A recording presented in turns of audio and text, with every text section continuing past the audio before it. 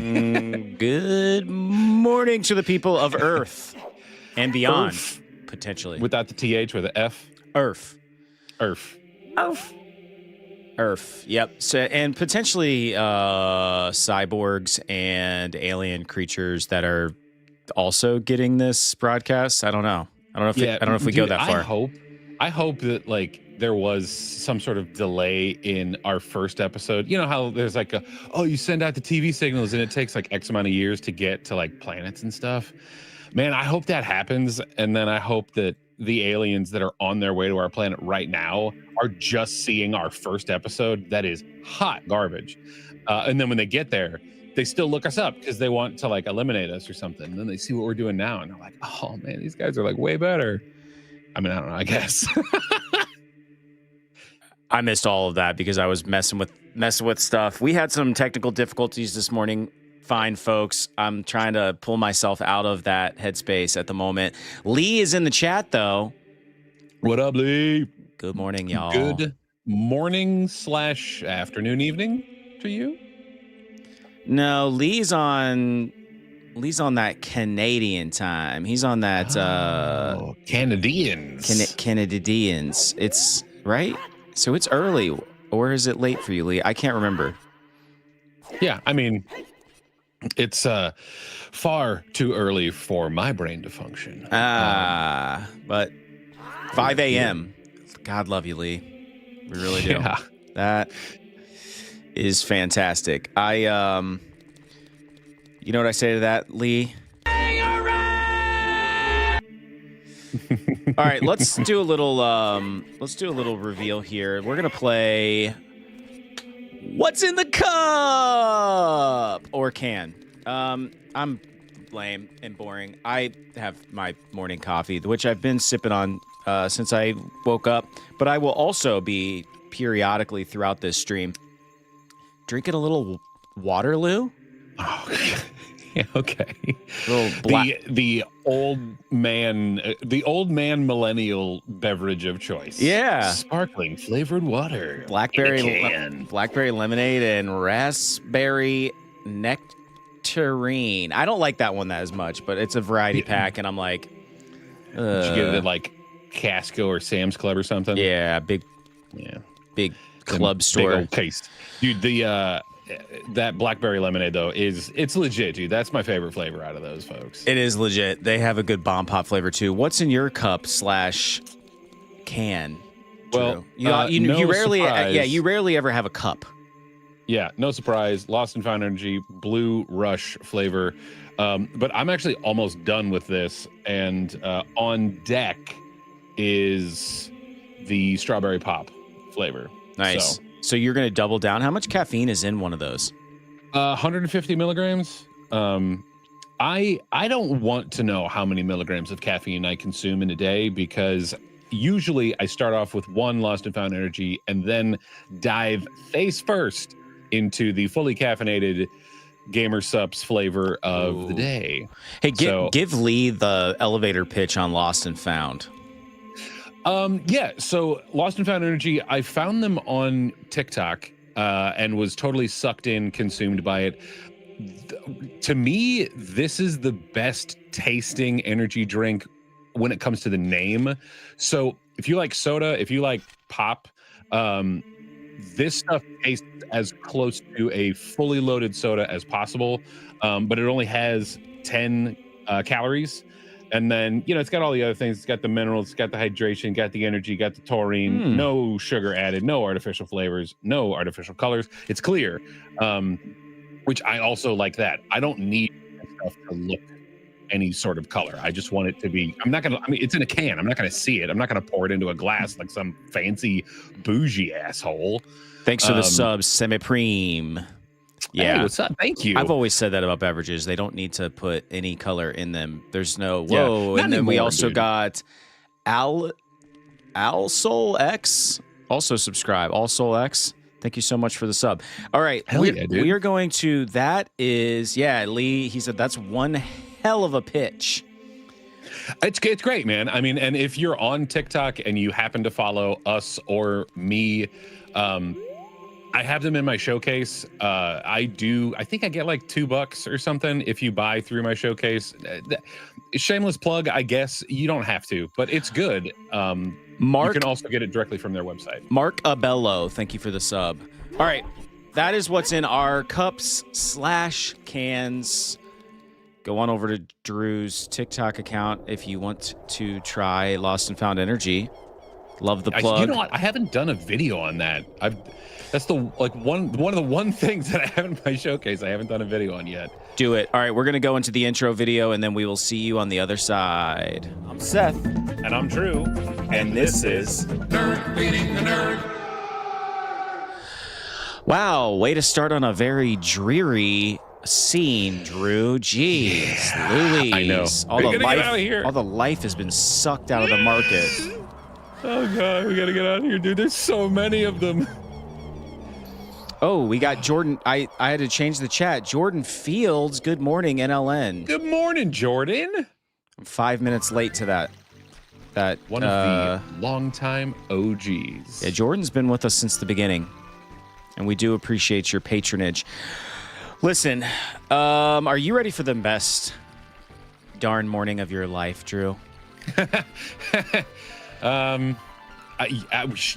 you know what? I'm not even going to try to be negative about that. I am ready. Good. I am ready. Good, because I got one heck of a show planned for us. We are going to talk about toxic traits. We are going to maybe joke around a little bit. In fact, I know there is no maybe. We are going to joke around a little bit. We are going to play some games. We are going to talk trash about modern movies and television. We might even get to read some online confessions that I was able to... this is my confession. Yes, that I was able to... I thought I said all I could say. My chick on the side says she got one on the way. And then... I will do that again when we do that segment. Oh, please do. Please do. And then Lee said, I got a toxic trait to share. LOL. I love it, Lee, because yes, we are going to be talking and sharing toxic traits this morning, amongst other things. I think that covers it. Oh, other than if you are new to the channel and you've never watched us before, here's the deal. Drew and I have been best friends for well over a decade. We play video games together. We chat about useless crap. And then we decided, why not create a YouTube channel where we do all that and we chronicle it for everyone to watch on the internet forever and always, for better or worse. We are playing Ocarina of Time currently, and we've been grinding away at this. And Drew's pretty far. He's in the driver's seat, if you will, and I'm here to distract him like I often do. We fully encourage all the people in the chat to talk, but if you're just a lurker, that's cool too. We love the lurks. I think that's it. Drew, you got anything to add to that? Anything to shed some light on what the heck this actually is that we are doing today? Well, I'll tell you what, dude. What the heck is actually? Oh God, son of a. Okay, I really thought. Again, it's been a long time since I've played this game. Man, I was really hoping that I was just going to be able to like take the magic bean lily pad directly to the heart piece. That is incorrect. So. Yeah, well, and it's funny, dude, when you're like, oh, you're trying to distract me. From a challenge perspective in this game, there's multiple layers. Number one, it's been years since I've played this, and even the times that I've picked this up, I have not gotten this far. Like I would go, I mean, maybe I'd become an adult and then I would stop. Yeah. But so there's that aspect of the challenge. It's also really early in the morning and my brain doesn't really function great at this hour. So not only am I trying to be entertaining, trying to play a video game, and also try to remember my childhood at the same time. That's like a challenge, right? It's like therapy meets childhood trauma meets nostalgia. We got a couple of chats here. Adam, Ocarina of Time is the best Zelda game, mainly because it's the only one I played as a kid. That's fair. Yes. No. Adam, nostalgia is a hell of a drug. Beyond the Darkness. Yo, what time is it for you both? It is 8 a.m. for me, 7 a.m. 7 for a.m. me. for our boy Drew. Central Time, dude. 5D, Yeah, brushing sucks. your teeth is the only time you clean your skeleton. That is true. That is true. Unless, unless you got exposed bone, and you're like dabbing the blood and viscera off. That's the only other time. Rarely is that going to happen for most people, though. Yeah. I've never had an exposed bone. Well, unless I was with my girlfriend. Whoa! You know what I say to that? I'm so bad at this. There you go. Yeah. Well, One of these days, I'll have a soundboard that I can control myself. the scariest fact is there's always a skeleton with you no matter where you go. Lee, that Damn is it. so All true. right. We are just a bag of bones walking Well, around. And your bones are always wet. Yeah, dude, if you think about it, dude, your bones are dry bones. The only reason that dry bones song, whatever, it exists is due to the fact that it's like those are the exposed bones. There's Yeah. no more meat. Gross. Our skeletons are wet, bro. Just think about that. Think about where your tongue is in your mouth too, huh? You know what Just that reminded me laying of? there. That reminded me of that scene in Men in Black where like dude takes over the other guy's body, the alien, and like the wife's like, "It looks like your skin's hanging off your bones." Skin's hanging off your bones. Sugar. I know, agar. I'm not wasn't agar. More It's sugar. water. I know, More. dude. That is Vincent D'Onofrio, bro. Like that dude. Oh, such a good actor. Dude, He's Wilson Fisk, bro. That's Wilson Fisk. he was in Of Mice and Men. He plays Lenny. Why does that not surprise Look me? at the look at the rabbits. left upright, left upright. Pet the rabbits, Lenny. I can't. That book is effed up, but I like it. I read it periodically. Periodically. Adam, you reckon it's possible to replace bone marrow with jelly? Drew? I mean, fruit flavored jelly. No, it's gonna have to be human flavored jelly. Oh, Which, I don't like human flavored stuff. Oh, okay, there are certain human flavored things that set it on my taste buds. You know what I mean? Lee said, sadly, I'm more familiar with Look at the Flowers in The Walking Dead. So am I. And I wonder if that was a nod to Of Mice and Men. I gotta believe that it was. Those people that write screenplays and stuff are so well read and articulate and whatnot, or at least I romanticize them in my head. I'm sure there's been some dummies that have written some great screenplays. Well, I mean, and I know that I think this is actually a very millennial trait in the writers community. There's so much like references and things. I mean, I started writing a novel that I don't know if I'll ever finish. But dude, there's so many references to stuff in there, and I sort of just assume that people are as brain rotty as me, which is not a good thing. It's probably why nothing will ever happen with my book, but it's fine because it's for me. Brain rot is running rampant in my house right now. All my kids and their friends just talk about brain rot. Like I've never heard them say that word until recently. And recently, Really? yeah, like they're talking about brain rot. And the big one right now, Drew, you might not even be hip to this because you don't have any kids, but are you familiar with 6'7"? Yeah. Okay. Yeah, 6'7's all the rage right now in my house. Which I think that the one the kid that started 6'7" is dead. Whoa, that's heavy. Yeah, I'm pretty sure. I weird stuff happens to my TikTok feed when it's after like 1 a.m, and I started to get like to this weird section. Yeah, dog. Good job. GG. Where it was like explaining the tragic deaths of like meme people. I hate or shit like whatever. that.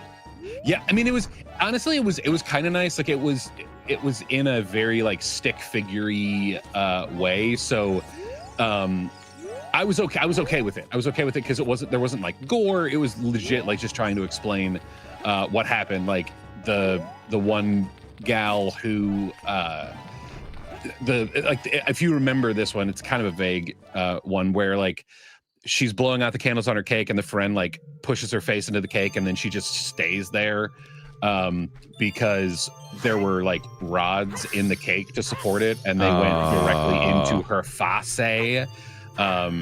Yeah, dude, it's creepy, man. That's when like the cryptid stuff comes out. I hate it. And like, I don't know, man. I get the weird tingles. You know what I mean? Like not the good kind of tingles either. The weird tingles. I don't like to take life that seriously. Adam asks, "What is 6-7?" You know what, Adam? If you can figure that out, let us know because I don't know what it is. It's just this. It's like a stupid trend where kids just say 6-7. Well, yeah, Sensei is giving the real skinny. 6-7 is a meme from a Philly rapper named Skrilla, and it is from a song that blew up. Yeah. So, but kids are just saying it to say it. Like, yep. It's just like you just say 6-7. You'd be like if someone would ask you, hey, how many sandwiches do I need to make? I don't know, 6 or 7. You know, like, or hey, how would you rate this pizza? I don't know, a 6, 7.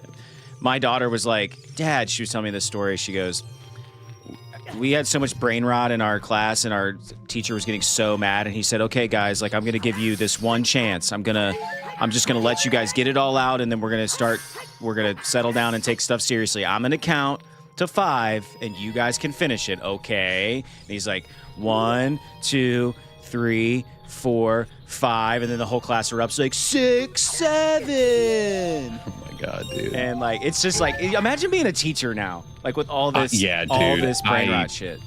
The internet is such a strange place, and trends are so random. But yeah, that we are full of brain rot in my house now. We listen to like. I mean, it just used to be like Skibbity Toilet. Now it's like we listen to the Mario theme song, but as farts. You know what I mean? Like, it's like, you know, it's like, oh my God. But my kids love it. And who doesn't love a good fart joke, you know? Dude, farts are funny, man. I don't care who you are. Wow, Lee sent us a super chat. Lee. You are just love you, Lee. I appreciate you. One of the OGs, one of the real ones, man. Seriously, we haven't been streaming all that long. We've been doing YouTube for almost 3 years, but we haven't been streaming in the life cycle of this channel. We haven't been streaming for all that long, and Lee has been here basically since the beginning, with a handful of other kind of in that group of you know. The OG fam, if you will, and we really appreciate it. The founders, the founding father folk, and fair ladies as well. Lee, what do you want for that super chat? I mean, within reason. I mean, do you want Drew to sing you a song? Do you want? I like how I put that on Drew. Do you want Drew? Yeah, right. I have a segment today called Voices of Drew. So you could for that super chat, Lee, you could call out like a. I'm really putting Drew on the spot with this one. You could call out like a famous actor who's got like a cool voice or like a character or something, and we can try. I will attempt. I'm not going to say that it's going to be good. We can. Come on, we can get man. Drew to do a voice. Lee said Drew can finish the book. I don't know what you mean by that. Do you mean his book? Okay. Okay. What book are we talking about?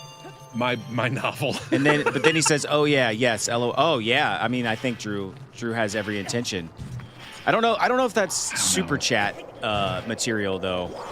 Well, I mean, I mean, if you want instant gratification, that is. I don't know. Yes, yeah. I was gonna say that it's good. It's gonna. Here's the crazy thing though. Jeff, thanks for the sub. One day, I just sort of like prepped out 40 pages in a couple hours, and. It was great, but then I have the George R.R. Martin approach to writing, where when it hits, it hits. I don't have the Stephen King approach where it's like, oh yeah, I just write 2,000 words a day or whatever. Like I should do that, Just imagine you did that though. I've often thought about taking that approach and just. I think when you force yourself to do things, you get really good at it. Yeah, exactly. The only thing is like, oh, dang, dude. There we go. Lee said, I see you're a savant that can't explain his process. Winky face. Yeah. No, I can tell you exactly what inspired it. I was just in a very big reading phase. And I was reading the Old Man's War series from written by John Scalzi.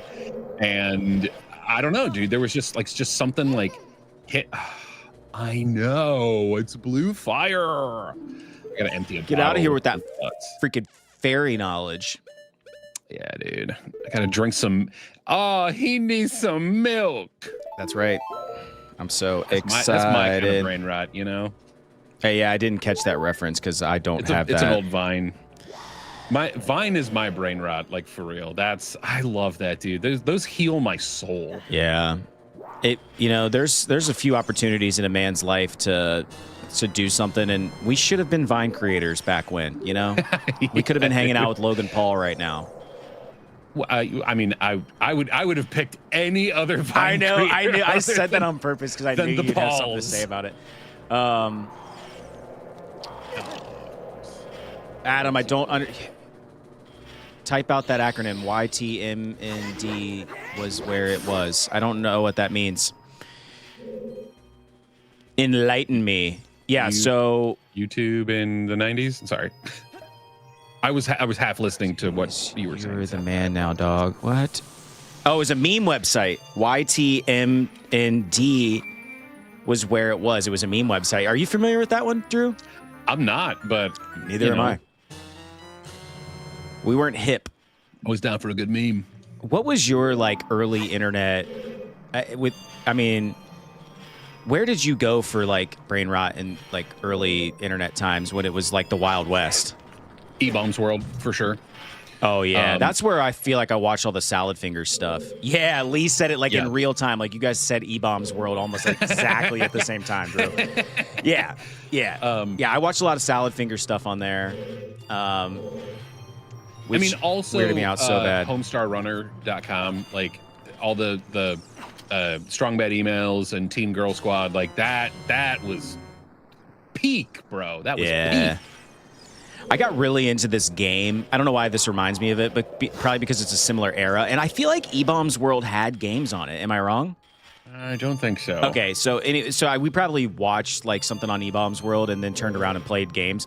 But I think this was still when Flash was around, which Flash has only been gone for a few years. But I played this game called Drag Racer. Okay. And you would literally just get a car. It was very Fast and Furious. And you would win races, get money, and upgrade your car. And I swear to God, my friend John, shout out to John,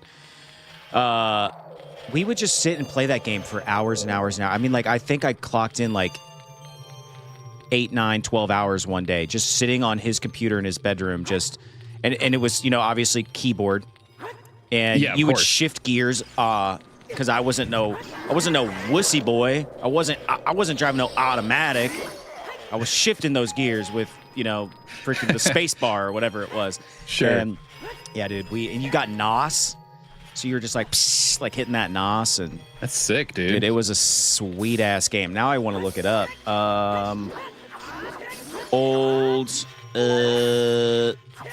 What did I say that it was old Flash game called Drag Racer. Let's see here. Yeah, dude. It's right there. Drag Racer Flash game you're likely thinking of is Drag Racer version 3, a highly detailed drag racing game by Phantom Games. Shout out to Phantom Games. Nice. Released in 2004. Yeah. Okay. Dude. Oh, dude, that's the peak moment, For you, I don't want to date us, I guess, but you were in that butter zone of high school where you had figured everything out, but you still had time. For me, that was the year before I was about to bounce. You know what I mean? What year did you graduate? 05.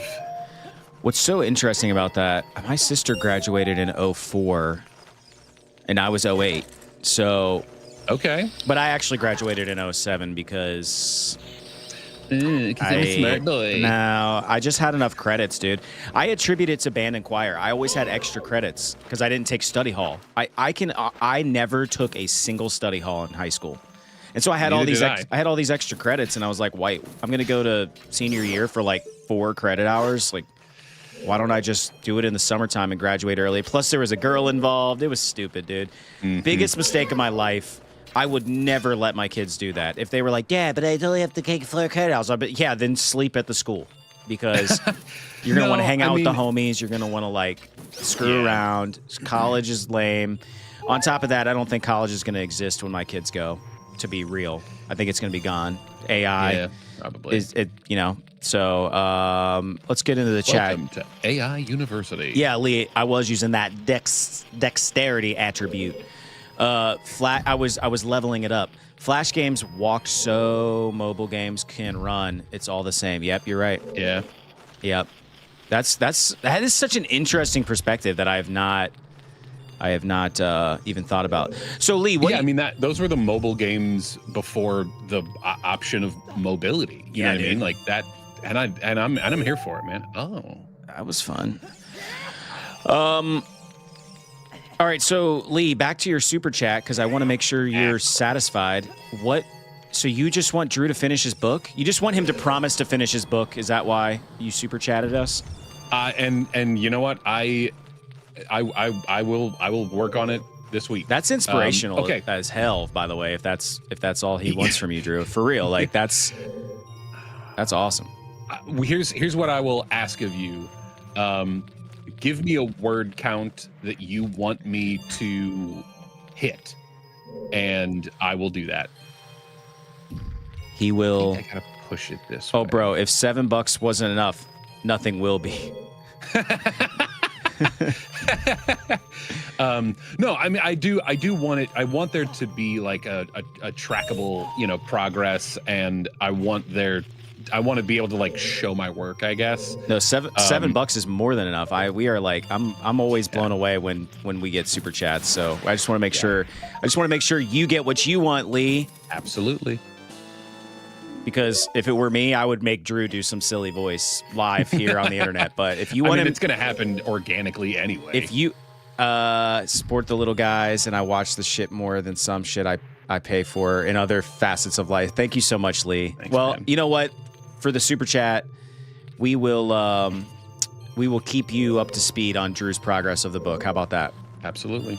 That is easy enough. And we're still going to make Drew make funny voices later in the stream. So. Yeah. Oh, he said he'll think of a voice. That's good. All right, so we'll hold off on voices of Drew. Let's talk about. Let's get right into something that I skipped last week, but I wanted to get into. But you can't always cover all this stuff. I always over prepare for these episodes, and I like that about me. Yeah, there's not a problem with that. I want to talk about this segment. It's called Movies and TV Shows We Don't Need. And I'm just, I get so frustrated when, dude, the internet is so full of like just fake news and fake headlines and fake, AI generated videos and shit. And I have to temper my rage at times, but it never fails. Someone will be like, "Did you know they're remaking The Breakfast Club?" And I'll be like, "Oh!" And then and Tom Holland's gonna be this, and it's gonna be Zendaya, and you're like, "Wait, no, that's just Spider-Man 5 or whatever." It's always the like Brat Pack 80s movies that people are like, they're gonna remake Ferris Bueller's Day Off. But even worse than that, in my opinion, and they're always fake, but and it's rage bait for people like me. But I think even worse is when they're like, "Did you know they're going to make a sequel to Ferris Bueller's Day Off?" And I'm like, why? Yeah. So, and I can tell you the plot if that was actually the thing. This is the plot. Coming this fall. You know him. You love him. He skipped school back in the 80s. Now he's got kids. And what are they doing? They're skipping school. It's Ferris Bueller's Day Off 2. It's like, ugh. And it's always them grown up with kids, and they do the same. It's the same hijinks and shenanigans of the original, but like shot shittier and with like this this filter of modern movies that every single TV Coming soon to Tubi. You're like, oh. yeah, dude. So anyway, I prefaced this curated list I'm about to go over by saying that I get really mad about this kind of crap because Hollywood has almost no just new ideas or very few. And when one comes around, I think that it's very special. We're not living in correct me if I'm wrong, chat. I don't think we're living in the renaissance of Hollywood by any stretch of the imagination. So yeah, a little bit more dark ages. So the first one that I'm going to bring up is The Paper. And and if you're not familiar with The Paper, it is a spin-off show from the creators of The Office. Yeah. And apparently it's in the same universe. Oscar, our beloved, one of our beloved accountants, is in this movie as his Office character. And I haven't watched it, so tell me if I'm wrong here, but I just... Yeah, because who wants to buy Peacock? You know what I mean? I can't even... They've tried this. They've tried this crap before. First of all, The Office was in a completely different time. You could never make The Office today as written. People would lose their ever-loving minds over some of the jokes and comedy and stuff in it. And it's just... I just don't know how they're going to pull this off. And of course, dude, now I'm starting to see creators on TikTok and on YouTube and stuff. They're like, have you guys seen The Paper? It's so funny. And then at the bottom, it's like paid sponsorship by... Yeah. And it's just like, dude, give me some organic feedback on this show. There's 0% that it's good. I will die on that hill. I'm not against watching it if someone that I respect tells me that it's good. Like, no, dude, you really got to watch it. It's actually, I can see why you're apprehensive, but it's actually super good. Like, if Drew called me up and he's like, man, I hate to admit it, I watched The Paper and it's really good. I think you would love it. By the way, if you don't watch this show with any regularity, you would never know that I'm a huge Office fan. Like, I think I've watched every episode of The Office 7 times. Or 9 times. One of those times I watched backwards. I love The Office so much that I even like Andy's as the manager era of The Office. Spoiler alert. Yeah. Andy becomes the manager at a certain point. I like Will Ferrell in the couple of episodes that he was in it, and people freaking hate him and his character. So, yeah. Anyway, I don't hate him as the manager. Okay. Idris Elba was my least favorite manager in that because of the reactions with Jim. Oh God, dude, because you are Jim. You are putting yourself in that space.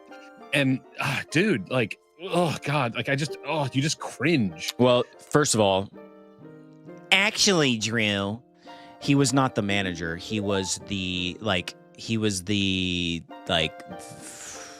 not the regional manager. He's above the regional manager. He was he was a director or something like that. Sure. So he comes in and he took Jan's job, whatever Jan was.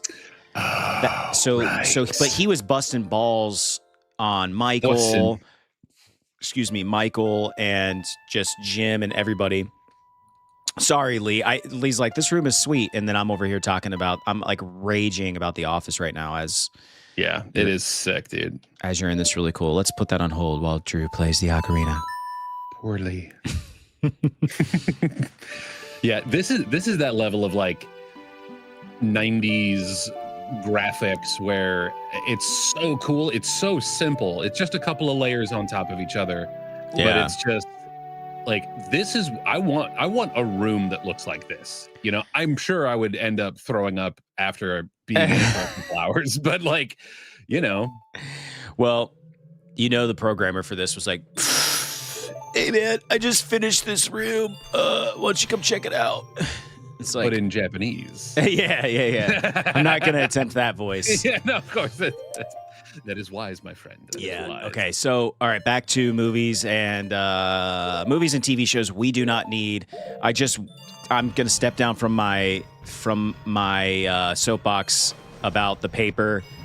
I don't think there's a universe that exists where that show is good. And I'm gonna get a cease and desist letter from what is that NBC. Yes. Is that NBC? NBC? Yeah. Okay, so all right, now I'm gonna this could be rapid fire. We could get into the weeds on this. I know you probably don't have much to say about this, but I'm sick of them making Avatar movies. I've said it before. Like, quit with the Avatar movies. Avatar Fire and Ash comes out. I don't have a date here, but it says 2025. Why do we need fart and ass? Why do we need more Avatar movies? I thought the first one was awesome. The second one lost me, and this is the third one. It's definitely. I'm just gonna be like, why did you make this? Why, James Cameron? Why did you spend $1 billion making another Avatar movie? Because he has so much effing money, dude. It's sick. Will it ever make the money back? I mean, no. I don't know. Even though I guess the second one must have, because that's why they keep making them. But people keep seeing them. Maybe I'm wrong. I don't know. I don't care for that. Here's one that I think you might have an opinion on, Drew. And I don't want to be a shithead here. But The Mandalorian and Grogu. Okay, I'm not saying that the movie's gonna suck, but what I am saying is that is the worst title that has ever been created in perhaps in the Star Wars universe. Yeah. Well, and you know that it because of the massive success of Baby Yoda, and not even Grogu, like just the idea of Baby Yoda. Yes. That's the whole reason why it is the way that it is, or it's set up the way that it is, and the show started to suck after they really leaned into the whole like Baby Yoda aspect of it. And again, cute, great way to get kids in, mighty merchandise character. Ugh. But it became less about real things and more about, oh look, it's eating a macaron, how cute. You're like, okay. That first season of The Mandalorian was almost perfect. It was, yeah, dude. It was, it was dark. It was gritty. Something wrong with me, dude. I swear to God. It was dark and gritty, and I like that kind of Star Wars. I like, God, what's the other show? Andor. Andor's like that. It's dark. Yeah. I like that. Yeah. We can have lighter hearted Star Wars. Like, sure. I didn't watch it, but I thought it was cool that they came out with the whole like kid version. Skeleton Crew? Is that what it was called? Yeah, I think that's cool. Like, we can have different variant versions of Star Wars, and they all live in the same universe. I mean, bad stuff happens in the real world, good stuff happens in the real world. We can tell that story in Star Wars as well. But like The Mandalorian, man, they had an opportunity to keep that one kind of dark, and it's just a shame. And honestly, the movie could be awesome. I'm gonna go see it, of course. It comes out next year, but yeah. Disney. Well, and that's the end. Theoretically, that is the end of the Mandalorian storyline. Like, yeah, that but will be the close. We say that until the movie does like $1 billion, and they're like, "Well, got to keep milking this cow." Yeah, it's too true, dude. What I want to say is, this is a call out to I'm talking to you, Disney. The Mandalorian and Grogu is a terrible name for a movie. It is. It lacks creativity. It's very clear to me that y'all just gave up. Gave up. I think that they rushed it. They're like, "Oh my God, we're getting a bunch of bad press. People are mad at us. Launch the Star Wars movie. But it's not. We haven't come up with a title yet. Just call it The Mandalorian and Grogu." Right. Like, that's a great working title. You know, like Blue Harvest, I think, was the working title of A New Hope. He's unfreezed. That's not how you say that. I love it though. It was good. He is. Look at him dangling his little dude shit kickers. Imagine the shrinkage, bro. He is sitting on an ice cube. You know? Yeah. Lee, this is going to speak directly to Drew. I want a noir film set in a Star Wars city. That's what Lee said. Yeah. Drew's a noir fan. I am. I actually I auditioned for a noir podcast. I turned everything in last Sunday, and who knows? They're going through everything now. Hope I get it. Hope I hear back before, I don't know, the end of the year. Before you make a lot of that stuff takes forever, dude. Before you make holiday plans, break glass in case of emergency. All right. All right, let's move on from Star Wars Mandalorian Grogu. Yeah. I love the blue tunic, man. See, I know it doesn't quite look as good on him, but that's what I'd wear. This is what I'd wear. I'm wearing that essentially. But just Star Trek. They are 100% going to milk Star Wars for all it's worthly. Milk it. Here's a couple things I am excited about, though, because I'm going to talk out of both sides of my mouth, as I often do. Yeah, it's true. Said it before, I'll say it again. Tron Ares. That's a weird one because the original movie comes out in the 80s. They wait like probably 2 decades before they come out with the sequel, which I liked the sequel a lot. And then Tron Ares, at least the trailers look cool. Jared Leto's kind of a douche, but I'm still going to go see it in theaters because the soundtrack's going to rule, and I think that's going to be fun. The Wicked sequel, I don't think they needed to have 2 movies, but the first movie was awesome. I loved it so freaking much. And little Wicked side story the other day. Had a couple of people over from our family, and we were playing cornhole for you Midwesterners. Other parts of the world, it's called bago. Some people call it bags. Bag toss, yeah. You know what I'm talking about. So we're playing a little bago. We're playing a little cornhole, and we're listening to some music, and we're bumping it. We're having a couple of soda pops. We're having a good time. And, dude, Defying Gravity comes onto the playlist, and I'm not going to lie. I had no shame. Myself and several others in the family belted. We were, what's her name? Idina Menzel. We were her in that moment. And all the neighbors around got to watch us perform. And it was a vibe. So I'm a huge Wicked fan. I hope the sequel's good. But it could suck. Who knows? I mean, I'm sure. Okay. I could be wrong, but I have a feeling they probably filmed everything together. Yeah. So it should be like pretty consistent. I'm not going to say I refuse to see it. I am not actively seeking it out.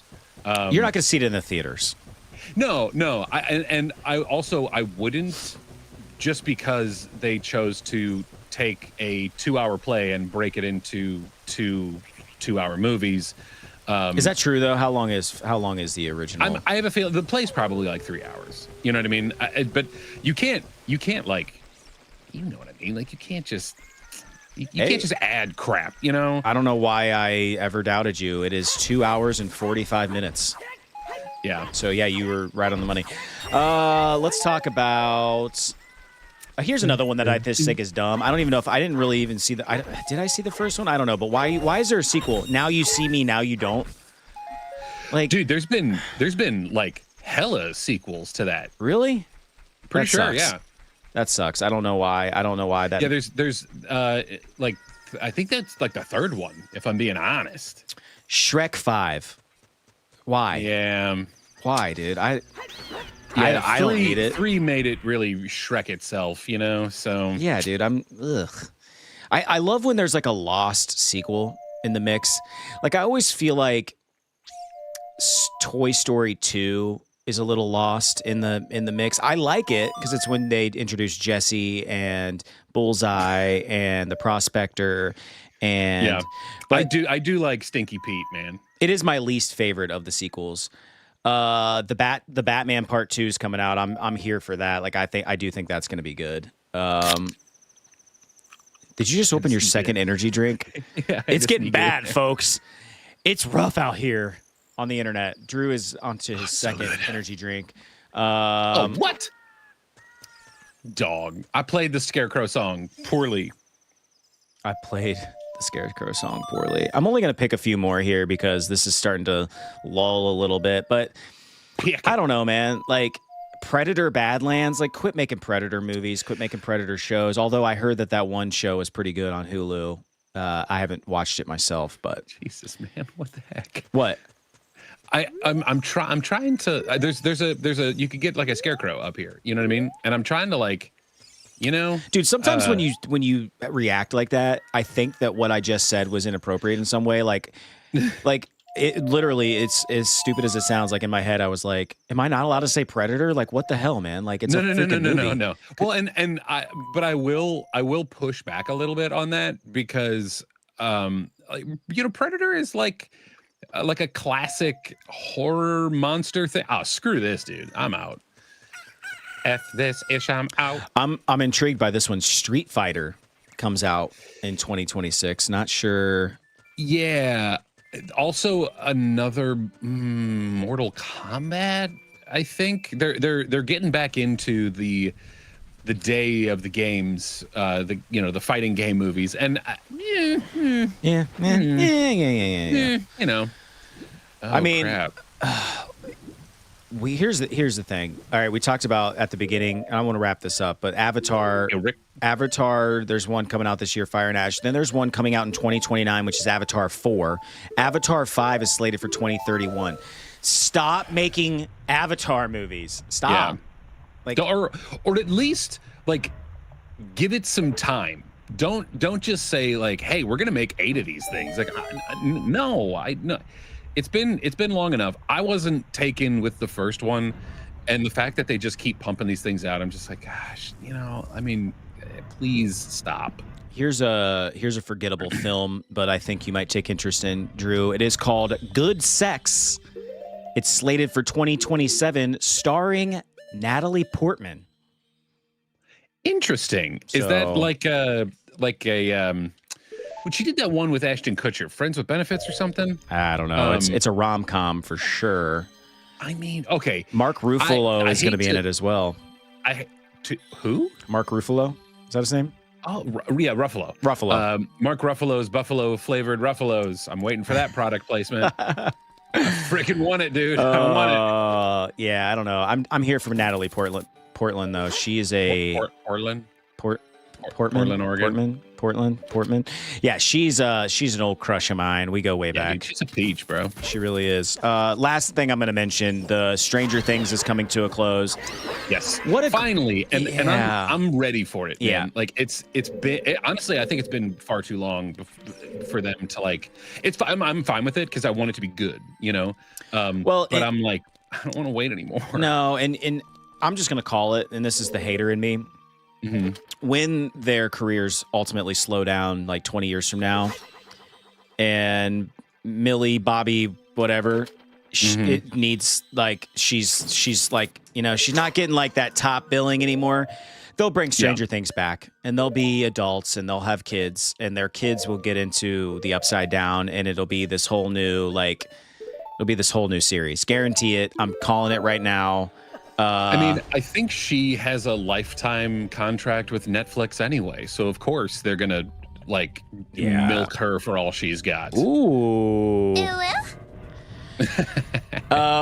Lee says you need the long shot, Drew. Yeah, it needs to be longer. Story of my life, dude. Story of my friggin' life.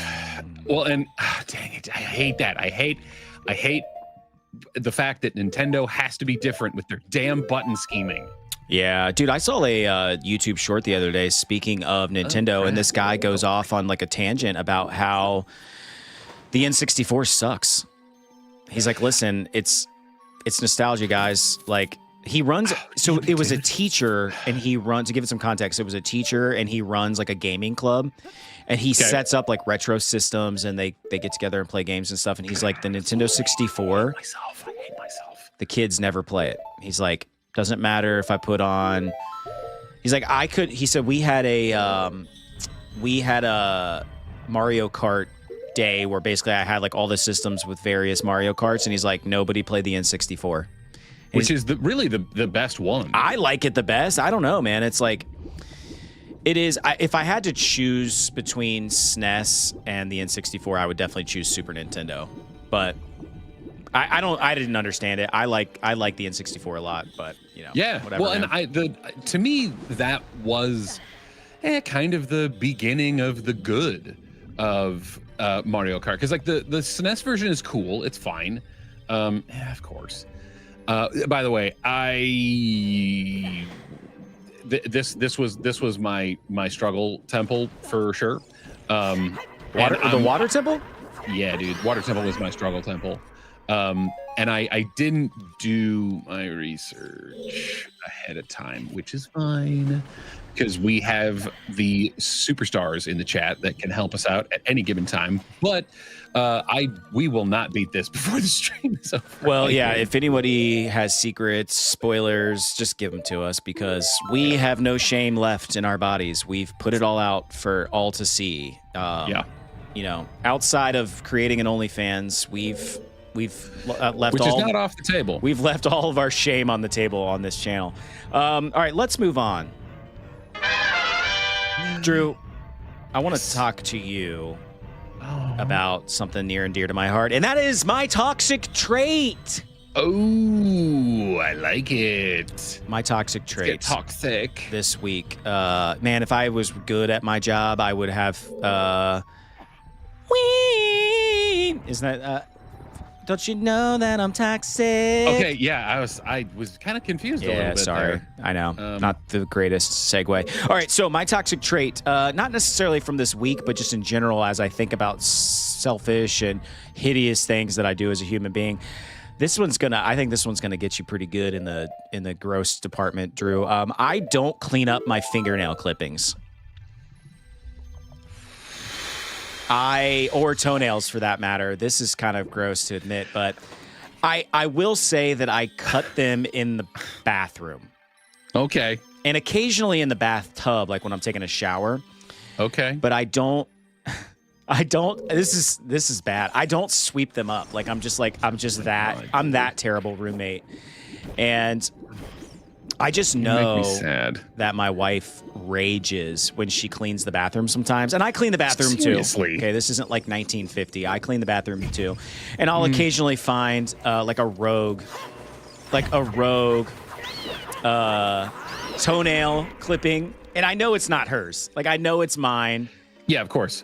And it's like when you pee on the toilet seat and it gets down between the toilet seat and the actual toilet, and then you go to like actually clean your toilet and there's like, caked pee on there and you're like, well, the wife didn't do that. Like that. Yes, that's true. That is my piss. Like that is mine, and I deserve to clean this toilet. I deserve everything I'm about to get from this terrible experience. And it's the same with these fingernail clippings. And yeah, it's bad, man. Like I don't know. When I was growing up, we had this really cool contraption, and this would have been the 90s, so we were ahead of our time for having this. But we actually had like fingernail clippers and I think toenail clipper like pair, where when you would clip, it would like collect in like a little reservoir inside. Yeah. And it was nice, man. And I think that's why I'm scarred now. Hell, dude. I'm damaged. Because I got used to my clippings being collected, and now I'm just shooting those things like strays, like they're just flinging here, flinging there. And Drew trying to snipe with that song. Yeah, and you can't reach that. Lee said you can't reach that. God, dude, how frustrating. So let me ask you this, Drew. We're roommates in an alternate universe, and I'm clipping my toenails, and you're having a conversation with me. It's kind of weird. You're like, well, why is he clipping his toenails in front of me? It must be because we're close and he loves me. Sure. But you take note, like in the back of your mind the whole time I'm doing this, you're thinking to yourself, like, when is he going to clean them up? When's he going to clean them up? At some point, he's going to clean them up, right? Like any moment, he's going to clean them up. Right, and then I just walk out of the bathroom. What do you do? Yeah, that's the okay. I mean, I don't know, man. I think my hope in my heart of hearts, like we would figure it out. You know what I mean? We'd have like an intervention. Yeah, well, no, not like an intervention, but like I'd be like, dog, like if you're gonna do that, like you're gonna cut them outside now. Like just go outside, touch grass, trim your nails outside. Because the worst thing is when you get like a rogue one like caught in your foot, dude, and it just machetes its way into your skin, and you're just like, oh no, it's the worst, dude. It's the absolute worst. Yeah, it's not great. And if you're just joining, the chat, which we got Shadow Wizard in the house. What up, dog? It's been a minute, yo. If you're just I joining, mean, at least for me, because, we're talking about toxic traits. My toxic trait is I don't clean up my fingernail and toenail clippings after I do them, but I do them in the bathroom, so it's kind of already a dirty place. That's kind of like how I justify that terrible behavior. I'm like, it's already the bathroom. Like, it's already dirty in here. As I was writing this example down, I was reminded, speaking of roommates, here's story time. Mm-hmm. I had a college roommate who did not cut his own nails. He would go home from school and his mother would cut his fingers and toenails. And he told me, I thought this was the weirdest shit ever. And he said that has been his whole life. His mom cut his toenails and his fingernails. And I'm like, brother, there we go. What are you going to do when you live far away from your mom? Like, who's going to cut your nails? And I don't still keep up with him, but I have to believe that his wife cuts his fingers and toenails now. God, like, that's so weird. That's speaking of wives. Yeah, dude. I'm sorry. I'm taken. I'm sucked in, dude. You always talk over this. Hang on one second. Oh, I always click it at the wrong time. It's not you, it's me. Here you go. And spank her. You must spank her. What movie is that from, Drew? Monty Python and the Holy Grail. That is like one of the best parts. And when I was a kid, it was so lost on me. I would watch that, and my parents would probably be like looking at each other behind me, and I was just like, yeah. Well, and I mean, when you're a kid, you're like, yeah, if they're being bad, then they should get a spanking or whatever. But then you get a little older and you go, oh yeah. But then you get a little older, and then you realize like, oh, that started because of that when you were a kid. Yeah, that's weird. Look at her swim away. Lee says, poor kid growing up without a father figure. Yeah. So in my regard, growing up without a father would have actually, I might not have been here. I might have actually been well adjusted. Yeah, you wouldn't be like chasing YouTube dreams with me. Exactly. So yeah, that's my toxic trait. That's my story from school. Shout out to Tyler if you're listening. Let us know who cuts your toenails and your fingernails these days, brother. Oh, man, that is crazy, dude. But I loved him anyway. I loved him just the same. Sure. Yeah, dude. I've got other stories, but I'll have to tell you offline. Any toxic traits that come to mind for you, Drew? Anything you want to share with the internet to live in a VOD forever and always for future employers to find and be like, hey, we were going to hire you, but you said your toxic trait was that, I don't know, insert something terrible. Well, I mean, I think we've already, this wall's looking a little sus, if you know what I mean, Doug. Can we get in there? I will take the cop-out answer and just say that, my damn it, dude. My toxic trait is not only the fact that I'm always pushing the wrong freaking buttons, but also my crippling addiction to caffeine. I mean, it's bad, dude. It's really bad. Oh yeah. If I don't start my caffeine intake within an hour of waking up, I start to get headaches, and that's not good, dude. Yeah, dude, that's like not good. We're gonna have to send you to like a caffeine rehab. No, so Lee wants to clarify. I meant the guy who got his mom to clip his nails. LOL, there is no way a dad was at home letting that fly. Listen, I know this family personally, and I can see why you would think that. Oddly enough, father figure, I don't know why his dad let that fly. I agree with you. Clips for Day says everything reminds me of her. I can only imagine that's in reference to to the wall. Yeah. Gosh, dude. Caffeine is better than crack, though, says Clips for Days. You're right. That's so true. I've been watching the Charlie Sheen documentary, and that MFer did a lot of crack. I've been banging 7-gram rocks and finishing them because I have 1 speed. I have 1 gear. Go. Dude, I don't know, man. Good for him. Good for him that he's still kicking. Yeah, man. He's lived a hell of a life. Yeah, dude. I blame him for ruining Lindsay Lohan. Let's I guess that's also my toxic trait. Like it's his fault. Dude, okay, Lee, I love share in the chat. What is your toxic trait? Lee says toxic. Lee's toxic trait is that ever since I was gifted a fairly nice watch, I low-key judge people for wearing Apple Watches. You know what? I agree with that. Even as an Apple Watch wearer, I want the Apple Watch is just. I mean, it's fine. Like it's a fitness tracker or whatever. I want a nice watch that is also like a fitness lifestyle God, dude. Lifestyle tracker of sorts. Like I want that in my life, but I do not want to pay like ridiculous money for it. Yeah. Like, I want it to be affordable. Yeah, I agree. I'm in the I don't for fear of getting off the rails with this conversation. I am in the market for a new fitness tracker. Yeah. Because I just broke up with Apple and I can no longer use my Apple Watch. So I've been a long time Apple Watch user and I need something nice.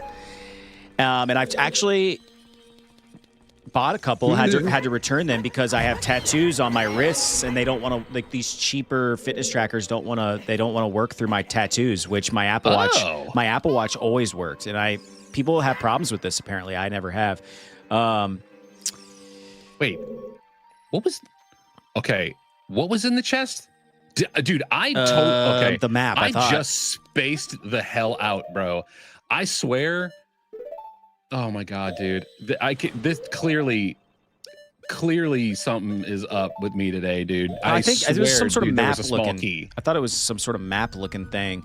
Oh, maybe. Oh, damn it, dude. It was the map. Ugh.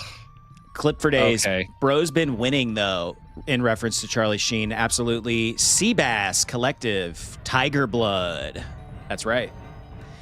It's actually been a really great documentary so far. I didn't know that much about Charlie Sheen's life, and it's pretty, God love his father, Martin. He's still alive, by the way. Dude is still kicking.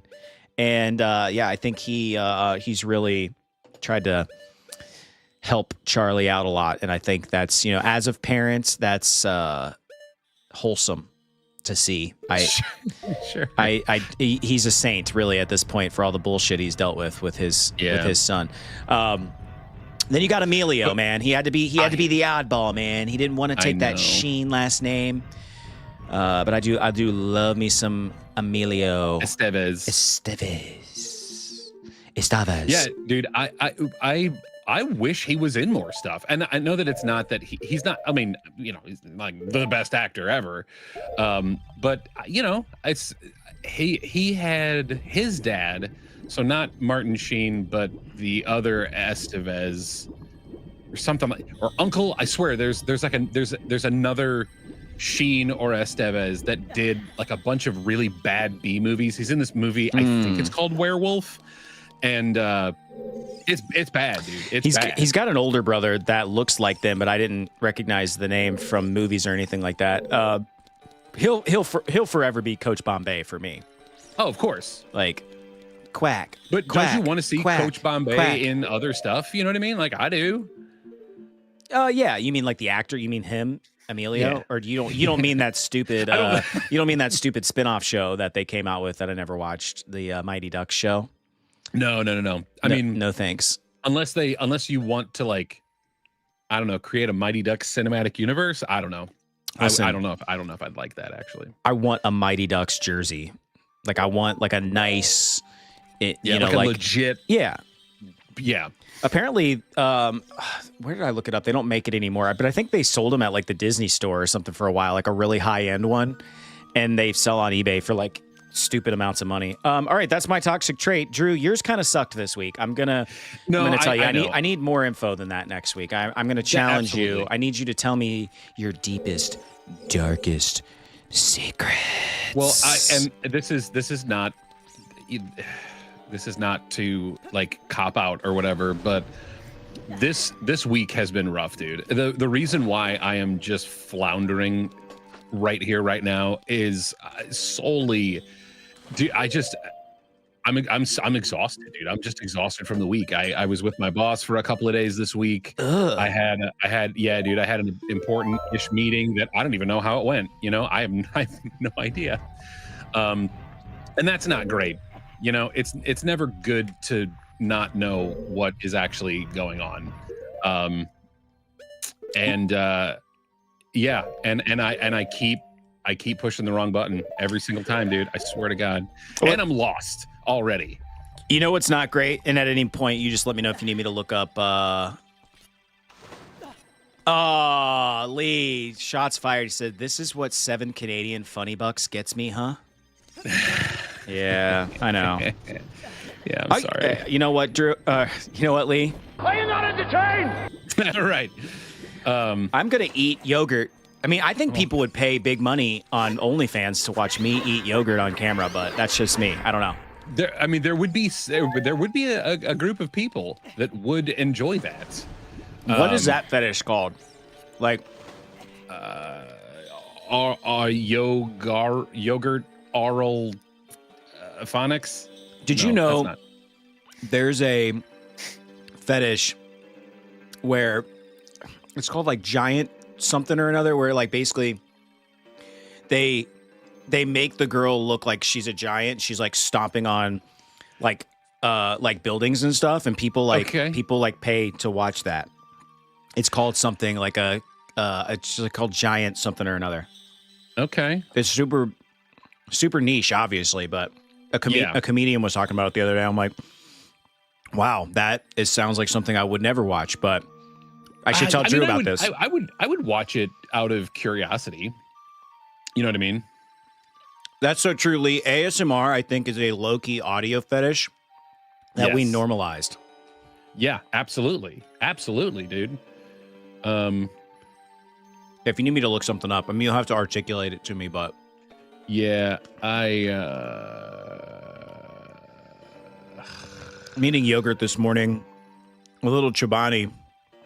It's good. It doesn't make the mouth noises that I hoped it would make. That would like... Dude, I'm already getting queasy. I just want you to know. I'm already getting queasy. Just imagine me eating this in your ear and touching your belly button. Oh, God, dude, that is... I looked up and saw you gag. Oh, God. By the way, Drew hates I think when that's people... my nightmare, dude. It's like legit my nightmare. Drew hates when people touch his belly button and it makes him throw up. Yeah, it does. That's a true story. And what sucks is I lost some weight and now it's harder to clean. I know that's so much TMI, I guess, but like, anyway, it's not great. I always get a little lint in the belly, you know? It's not... Well, we all do. It's not cool, you know? It's not one of my finer moments. Lee, you got to go back, I think, like the bottom and float back up. Yeah, I think I gotta... Oh, look at that. I think I gotta do a Triforce something or other. Because I gotta change the water level. Yeah. Now we getting some toxic traits. That's what Lee wants. Give it to him. Yeah, we have lint in our belly buttons. Drew doesn't like his belly button touched. Now, does it make you throw up when you touch your own belly button? If I know that I'm going in, it's not as bad, but it's almost like have you ever like put a cotton swab like too far in your ear and then you end up coughing? Yeah. Okay, it's like that. Like if you hit the wrong spot, it's a like that happens, dude. It's Yeah, that's very interesting. Very interesting indeed. Have you ever had your ear? This is getting weird today. Have you ever had your ear canal scraped? No, but dude, It's satisfying. that is a Japanese thing, Yeah. like for real, and I want that to happen, dude. I want to be in a relationship someday where they just want to clean my ears, bro. Like they just want to do that for me. That is kind of hot now that I think about it. No, I went to the I've gone to the ear, throat, and something doctor, whatever those doctors are. ENT, ear, nose, and throat. Yeah, for something. I don't know why. No, I know what it was. I got fit years ago. I was in a band and I was pretty. I don't want to say serious musician. I don't know. I thought I was serious, and I had some custom molded earplugs made. Yep. And as part of that process, I had to go to one of those doctors, and they cleaned my ears beforehand to make the molds, and he scraped the inside. Dude, the shit that they pull out of your ears it's satisfying. Yeah.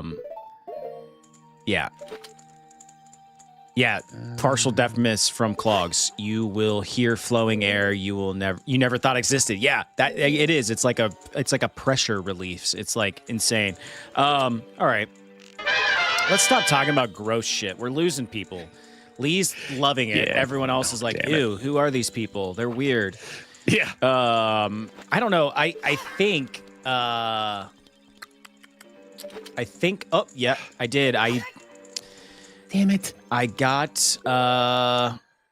I can't use Deku sticks. Son of a bitch. I wanted to kind of keep us up on our Hyrule news, so I was able to compile a couple of news stories from Hyrule itself.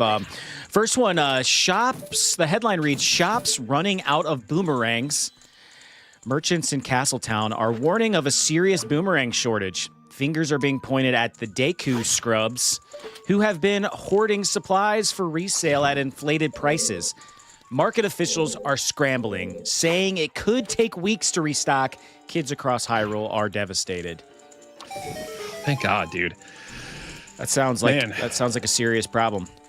It does. It is. And I don't want no Deku scrubs. A Deku scrub is a guy that can't get that Deku tree From me. hanging out the passenger side of his Hylian ride, trying to kill some chickens. Trying to Ocarina me.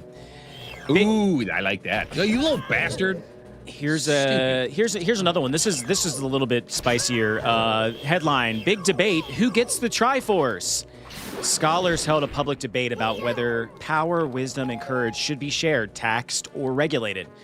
The argument ended in shouting when one speaker suggested, "Link, just keep all three." The crowd reportedly cheered, then immediately argued over who would pay for the pizza afterwards. Navi, girl.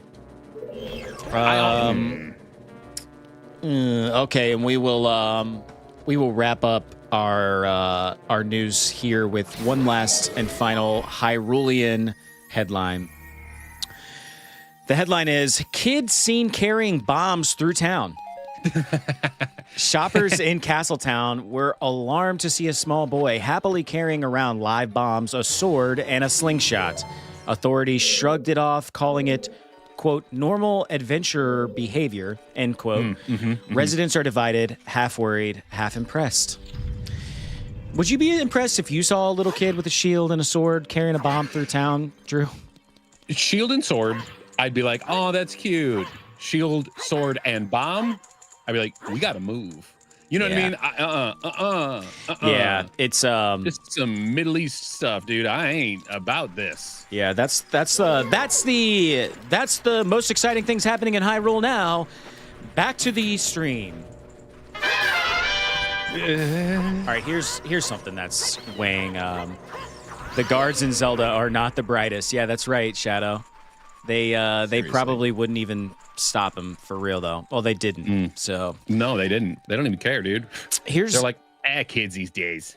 In other news, your boy over here, referring to myself, beat Super Metroid.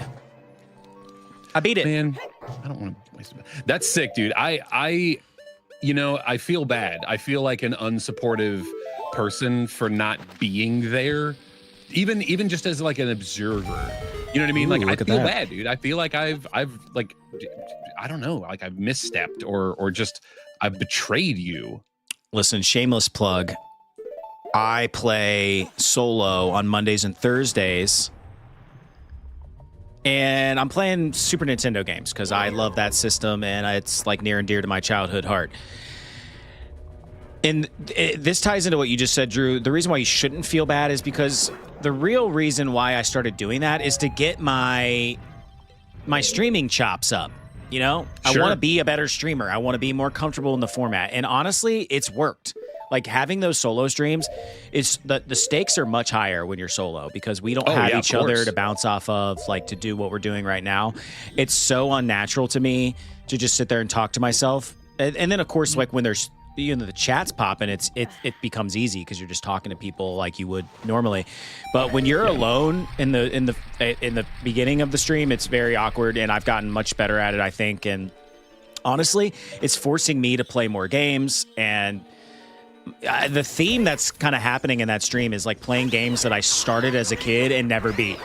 So the first one was Donkey Kong Country, and that was super fun. Not a really very long game, even if you suck at it like I do. But dude, I put 9.5 hours into Metroid. 9.5 hours. That's some commitment. I mean, it's not like Final Fantasy commitment, but it's true. It was serious. And then because people claim you can beat that game in like 2 hours, no problem. Well, and that's if you know where you're going. But absolutely. But Lee, the battle between him and Ridley was low-key dope. Thanks, Lee. It was low-key, like, my heart was going to explode. I ran that stream a little long. I had people calling me. I had, like, all kinds of shit happening around me. I'm trying to beat the freaking boss. I'm trying to perform. And it was good. I don't want to say I'm glad it's over because, honestly, I'm kind of sad it is. What are you going to do nostalgic. now? Well, that's something that I want to talk about. I've got some stuff for fear of saying too much about my personal life, potentially. I've got some things going on next week, but I'm still going to stream.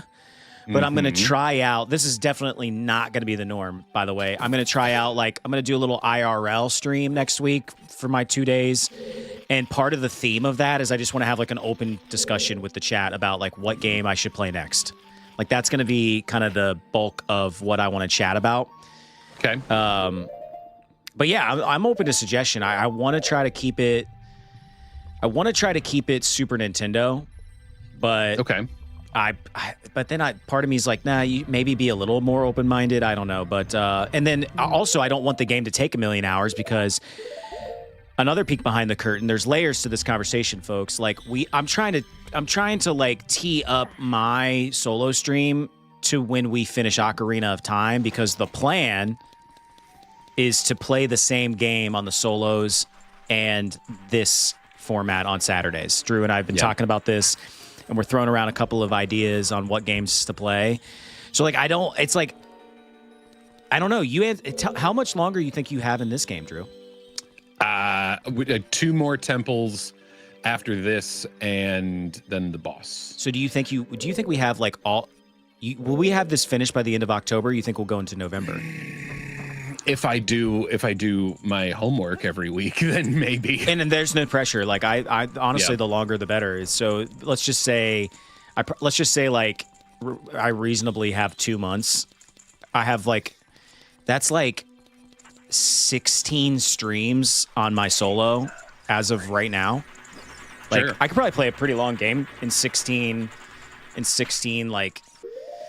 If I got 2 hours out of every stream, I'd be 32 hours. I could probably play a game like Final Fantasy VI or something like that. Or I've thought about playing Earthbound because I've always wanted to play that game. I've started it 100 times, never finished it, and it's kind of a fun, interesting, kind of quirky game. Sure. But that was a very long answer for what are you going to play next. I don't know. I'm going to let the people decide, and then I will ultimately make the final decision. But right now, I'm just riding that Super Metroid high, man. I slept on that game for 30 years. It's been 30 years. And it's so good. It is so good. Now I feel like I need to wear like Metroid shirts. You know, like I need to make it my whole personality. You can. I mean, that's the benefit of being an adult with adult money. You know, you can waste it on stupid stuff that makes you feel better about yourself. One thing I do want to do, and I need to do it in real time because it's going to sneak up on me. I want to start buying the games that I beat. Okay. And so like kind of like me with and you sort of with books, like yeah, any book that I finish, I want the I want to have it, you know. Yeah. It's like a little trophy, and then it begs the question though, and this is my ADHD for real. Do I buy the loose game or do I buy it in box? And like in box means I mean, who doesn't love a slutty game, you know? I do. I love a good box. There's so many different. Hang on one second. Side note, Seth, let Drew know there is a stupid hidden key in the center tower. The trick is that there's a hidden chest that's only revealed when you raise the water level. This is a famous block for most. Okay. Does that compute?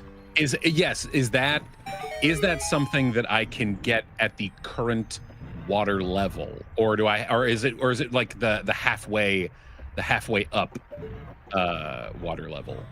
I don't know what I'm doing. I can easily just take off my boots. Hey, I was gonna say, damn it. This is why we are going to figure out a way for Drew to have the chat at some point in the future, because I gotta pay. Something fierce, but I don't want to leave you hanging. Oh, he said halfway up, or when you have the long shot. Okay, good. Yeah. When you increase your length, you'll be able to do it. Yeah. But dude, back to like collecting Super Nintendo games or games in general, retro games in general. Not all boxes are created equal. That's true. Much as is life. But you can pick up games with like kind of ratted, roached boxes for. I'm never gonna stop internally laughing every time I say the word box. Oh, I missed it. I missed my opportunity, didn't I? Why can't I find it? I'm not gonna find it. All right, what's in the box? I missed What's in the box? Missed my opportunity. But yeah, dude, you can get like a roached box Donkey Kong Country for like $40 with the game, obviously. But dude, sure. Super Metroid. No, it's okay. I got a fairy. Oh yeah. But Super Metroid with box, you're looking at like $250, and just the loose game is $90. So it's expensive, man. When you start getting into these beloved games like that, it is a pricey thing. And are you okay with just a remade box? You know what I mean? Like, are you okay with a reproduction? That's of it? $1 million question. Some sellers on eBay will give you like, do you remember those like clamshell protective cases? They will give you one of those with it with like a repro insert.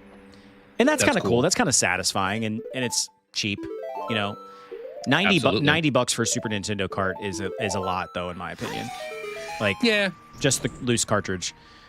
Unless it's like very nostalgic for you, Yeah, Lee, they display nice without the box, in my opinion. I agree. That's where I'm like so torn. I'm like, am I gonna regret this later in life? Where I'm like, man, I really wish I would have got all the boxes, and then I gotta like buy like boxes by themselves. I don't know, dude. I don't know. Why am I overthinking it? Just buy the freaking game and enjoy it. Yeah, and figure out a way to like display it in a fun and interesting way. If you want, dude, I'll 3D print something for you. Just give me the STL file. Yeah, dude, that's cool. I like that. It is, but I'd rather own history than pay $90 for Borderlands 4. Whoa, seriously. Shots fired by Lee. Well, and if you need to pee, like you can go. Yeah, you guys talk about Borderlands 4. I'm sure Drew just played it recently, and he can give you his. I did. I gotta pay. Yeah, I'll be right back. Yeah, go for it, bro. Lee, when he comes back, obviously, I will get your response. But, yeah, man, when it comes to Borderlands 4, like I don't know. I was a little disappointed, if I'm being honest. And I'm a huge Borderlands fanboy. I love it, dude. It's such a good game. There's something about the, I don't know, like the open worldness of it that it's very, I mean, it's kind of hard to say. Like, it doesn't feel like Borderlands Adventures in Space. It feels more like Borderlands Breath of the Wild, because you can go and like collect different things, and I'm just like, I just want more quests. Like, I played for 8 hours last Saturday, and I feel like I got nothing accomplished. Like, I feel like I don't know what the hell is going on from a story perspective, and that kind of bums me out, you know? Like, I want it to be, I don't know, I want it to be more like the older games. And I know that's me just being like, oh, I want it to be like I remember. But it's not hitting the same as it used to. You know what I mean? And that makes me sad. Like, for real, makes me sad. All right, I feel so much better. Lee said, I heard it felt off, like it plays wrong or something. Yeah, absolutely. Yeah, it's just, it's not, I mean, there's kind of like a linearness to the previous games. You're on a main story, you're going through quests, there's some side stuff that you can do, but for the most part, you're not getting distracted. I'm so distracted. And there's too much. There's too much going on, and it honestly, it kind of pisses me off. I'm still gonna play it. I'm still gonna beat it. I'm still gonna platinum trophy it. But also in that same vein, played for 8 hours or more, got 1 trophy, and it was because I got to level 10, and it's like, what? Where's the story-driven trophies? Where's the, you know, oh man, you finally got to Pandora or whatever? Like, come on. Yeah, it's almost like they're limiting trophies now, where they're not just handing them out. Isn't that the millennial in us though? Like, don't we just want like a trophy for everything? Is that what they used to say about us? We used to be the soft generation, and now you know, we're starting to get our street cred up with the boomers. Starting to get our flowers. Yeah, man. Yeah. People are, yeah. Lee said he's probably gonna own it for like a year from now. We old men yelling at clouds. Mm-hmm. We like a list-based task. That's right. I mean, that's true. The reason why I like games with trophies is because I want clear expectations. I want to know exactly what I got to do to make it happen. I'll make it happen. You just got to tell me what to do. I am very bad at making decisions myself. I just don't like it, because I don't want to make a decision where I know I'm missing out on something else. I want to do all of it. I want to do every single bit of it. When I was going through a voice assessment for like kind of to start my schooling for voice acting, like they were like, what do you want to do? And I was like, everything, all of it, everything, all of it. Oh. And they're like, oh, okay. What do you want to do? Yes. Right. I want to not have to do my job anymore. I want to do this as a job. Speaking of doing a job, this is like, if I was getting a performance review, it would be pretty effing sad right now. Was that the wrong answer? Chat wants to know, or was that the right answer when you said that? Sorry. Just figured I'd throw a bomb out there. Right answer. Under the crate. Under the crate. This room under the crate. Okay. Whatever that means. That brown box. By the way, has anybody been to the Google homepage today? No, I do not go to the Google homepage often. And why would I at 6 in the morning? That's fair. It's super nostalgic. Honestly, like I saw it in my peripheral this morning because it defaults to like just Google's just the regular ass Googs. search engine. Walton Googans. And yeah, like it's got the old Google logo and it's cool and nostalgic. And I remember this from like Windows XP when I was in like school, and it's fun. It's funsies. But yeah, super fun. You know what else is fun? You know what, Drew? I'm gonna tell you. You want to hear a joke? Yeah, sure. Well, Drew, why doesn't Mario use the internet? Oh God. Why doesn't he use the internet? Because Nintendo has sucked him into the Nintendo Online Store plan. Into the terrible DS browser. No, it's because he's afraid of browsers.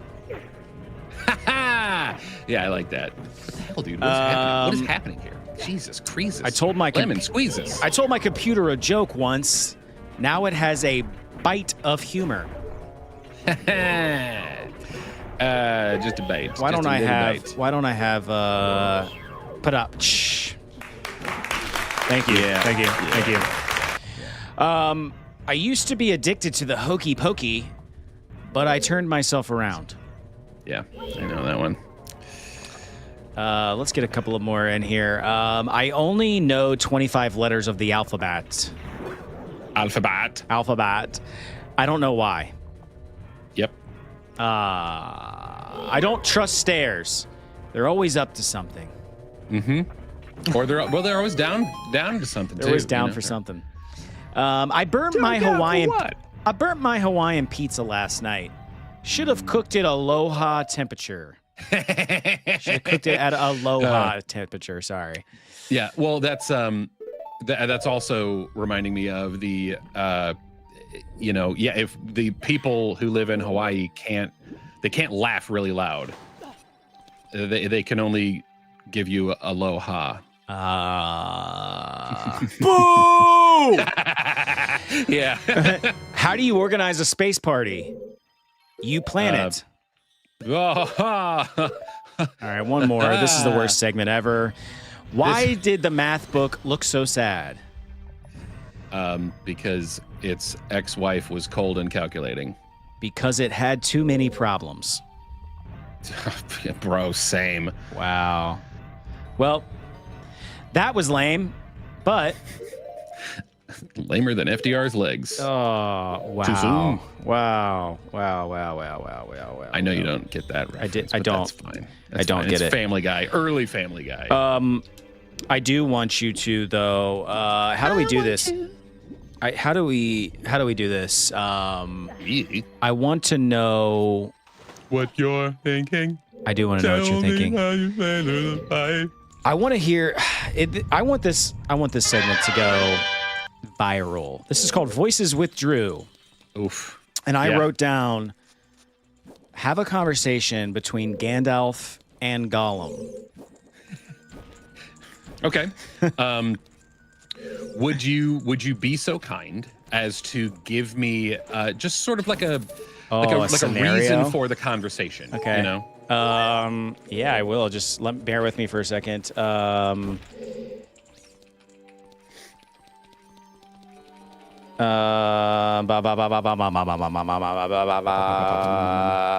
the rub. Give me the rub. All right. Here's a funny scenario between Gandalf and Gollum. Scene: Gandalf is trying to enjoy a peaceful pipe smoke when Gollum keeps pestering him. Okay. Let me see. What is he pestering him about? So he's smoking a pipe. He's he can be pestering him about food, magic, petty roommate energy. What's that one? Complaining that Gandalf snores, asking why Gandalf hogs all the firewood, whining about how Gandalf won't let him ride on Shadow's facts. Food. Shadow's facts. Food. Gollum keeps asking if lambus bread comes in fish flavor, or he's mad that Gandalf never shares snacks on the road. Ooh, okay. Yeah, there you go. Crap. Yeah. Okay, hang on. So the scene is Gandalf is trying to enjoy peaceful pipe smoke, and Gollum keeps pestering him. Okay. But we'll wait until after you get the compass. I mean, I guess that helps. I guess. I've never been a fan of the kumpai. Ooh. What? I should not have said that, bro. Yeah. Oh God. Yeah. That is awful. That's a soundbite. That is. Dude, you better make that into a short. You gotta write that down. Oh my God. It's got cream filling. Okay. All right, This segment is called Voices with Drew. He's about to have a conversation between Gandalf and Gollum. Gandalf is trying to enjoy his pipe peacefully, and Gollum keeps pestering him about something, whether it be food or the ring or... You know what? I wasn't actually going to open this because I have a problem with opening things. But because of the chat, I'm going to do it if I can. What are we talking about? Because I can add a prop to this scene. Hang on. Hang on.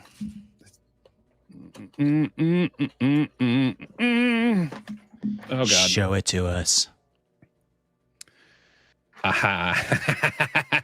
Oh, there it is. There it is. This is one of those things that like Gamer Sups makes. And my toxic trait is sometimes I just like grabbing crap that I will never ever use, but I'm actually using it today. Hold this thought. Lee, I missed this setup. What is the segment? The segment is Voices with Drew. He's going to have a conversation between Gandalf and Gollum. And it's going to be awful. I just want everyone to know, lower your expectations. Gandalf is peacefully smoking his pipe, and Gollum is bothering him in some way, shape, or form. In some way, shape, or form. Okay. Drew has a prop as well. There it is.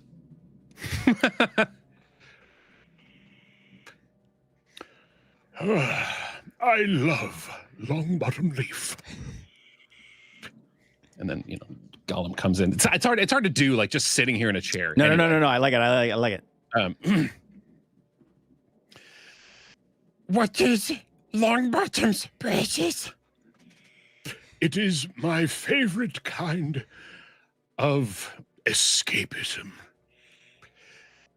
Dude, this is awful. No, I love it. I hate myself. I love putting you on the spot. I hate myself. I hate it. What is Longbottom Leaf? This is your crash course into God, I hate it so much. I hate myself. Voice acting improv. Is that what your rent money is going to? That sounded more. Never mind. I paid rent last month. You paid rent 3 months ago. We are running out. Of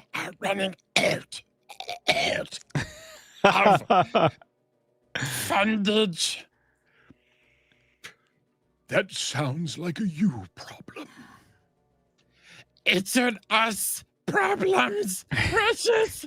It is an us problems. A little bit more lemon grab. Perhaps you could start an OnlyFans. I hear that there are plenty people who like emaciated goblins. Believe me, there's a fetish for everything out there. That's it. That's all I'm giving you. That's all I'm giving you. Yeah. This is the second time I've been queasy this stream. Wow. That was absolutely... I hate myself. No, you know what? You might hate yourself, but Lee said, now this is what I woke up for, and then sent us hype. Sent you hype. I did nothing. I just sat there and waited with the clap track. Very good. Thanks, man. I'm Very sorry. Good. And if we want want to... dude, I need to be... well, okay. You know what? Silver lining, I do need to get better at my improv. and because in voice acting, it's called a button. If you are doing a commercial, you can always put a button. What the hell was that? Oh, you little bitch! Dog. Well, let's get a little meta here. I think it would be fun if I love that segment, and I think we should do it every week. And what I think you should do, and I think this is a good challenge for you in your current journey. I think you should prepare a script and make it funny. Make it funny. You can AI generate. It doesn't matter. Just funny, and it should be a conversation between two characters. So you're forced to do two different voices. Yeah. And then okay. And then you can read off the screen instead of having to like think it up in the moment. Yeah, we'll do this. Let's canvas the people. Let's let them pick the whatever character they can pick a character, they can pick both characters. It'll be between two. And then the script, you can also pick the script topic. I will take any one of any of those things. Yeah, because in theory, you could just have ChatGPT write it in real time. So people can pick it like that day. Yeah. In that moment, it's like the characters, the scenario, you type it in, and then you just go. You just read the script the way it spits it. And yeah, exactly. Yeah. That's but then like I said, I'd like to get chat involved. I want them to help me out in picking some stuff. Some of it, I mean, I'm not great at like impersonations. I can do some, but it is harder to do. And crap. Oh, well, yeah. Got him. Yeah, no, I couldn't agree more. By the way, sidebar, we are up over 1,000 views in our vertical stream right now, which get that vert. They throw us a lot more discoverability on the vertical side of things. Just FYI, if you want the best possible experience, which the real ones are over in the horizontal. Lee is over in the horizontal, hanging out. You get the best possible visual experience, so you can jump over there as well. But I mean, we are rocking and rolling this morning on our vertical stream, and that's freaking gets us all hot and bothered. All kinds of hard. Yeah. Seriously, all kinds of hard. Drew just did an impromptu voice between Gandalf and Gollum. We're going to lean into that hard next week. This is not the end of the stream, by the way. I know it seems like I'm trying to wrap it up. I'm not. But I did want to use this as a way to shamelessly plug our memberships. You can hit the join button and become a member of the channel. The Save Scum crew, if you will. We literally set the minimum dollar amount that YouTube would allow us, which is 99 cents a month. And for that, you get a little badge next to your name. You get access to like some early viewership on videos, which we will definitely be leaning into it in the very near future. And then lastly, and I think the most fun is you get some fun little gifts that you can throw in the chat. I think that is a lot of fun. So yeah, hit that join button if you are so inclined. But to be real for real, if you're like, bruh, what can I do that's for free? Hit the subscribe button. And like this live, like our videos, watch our stuff. I mean, that's the free thing that you can do, which is honestly the most impactful thing. Drew, let's get back into it. Let's keep moving along. I have a note here. Cream filling is the word that I will be looking for later in this video to try to find that funny comment that you made, which was just so dude. Just the absolute best. That was like so not intentional. That was so good, so freaking good. Oh crap! I don't have another key. So, dang it, son. I was able to find some online confessions that I wanted to read that I thought were pretty great. So this segment is called "This Is My Confession." Just when I thought I said all I could say, my chick on the side says she got one on the ways of my confessions. I don't know. He did something bad, and I don't remember what it was. I remember what it was. He peed on people. No, that's R. Kelly, dude. Yeah, isn't? Oh, I thought that was. That's Usher. Usher did. Usher did something wrong. I think he's part of the Diddy party. I think he did lead some people at the Diddy. Did he do it? I don't know. I don't know, man. The government's trying to hide it from us. They don't want us to know. Yes. All right, confessions. Username Thirsty Fox. No, Thirsty for XP69. Wow. Thirsty for XP69's confession. I once got so turned on by creating a Skyrim character that I had to pause the game and take a 5-minute break. When I came back, I forgot what quest I was doing. When they came back, It's getting a little sticky in here. It's not great. Okay, username Laura Crofted me. Oh my god. I played Tomb Raider as a kid and told everybody I was just into puzzles. Truth is, I spent way too long studying Laura Croft's climbing animations. yeah, been there, dude. Been there, brother. Wow, dude, these freaking usernames. By the way, Lee says, "Yeah, bro, this dungeon is bananas for keys." Yeah. Username Masturbator9000. I once muted myself in a Destiny raid because somebody's voice was so hot it made me distracted. I wiped the team, but not for the usual reasons. Oh my god. Oh my god, dude. Oh my god.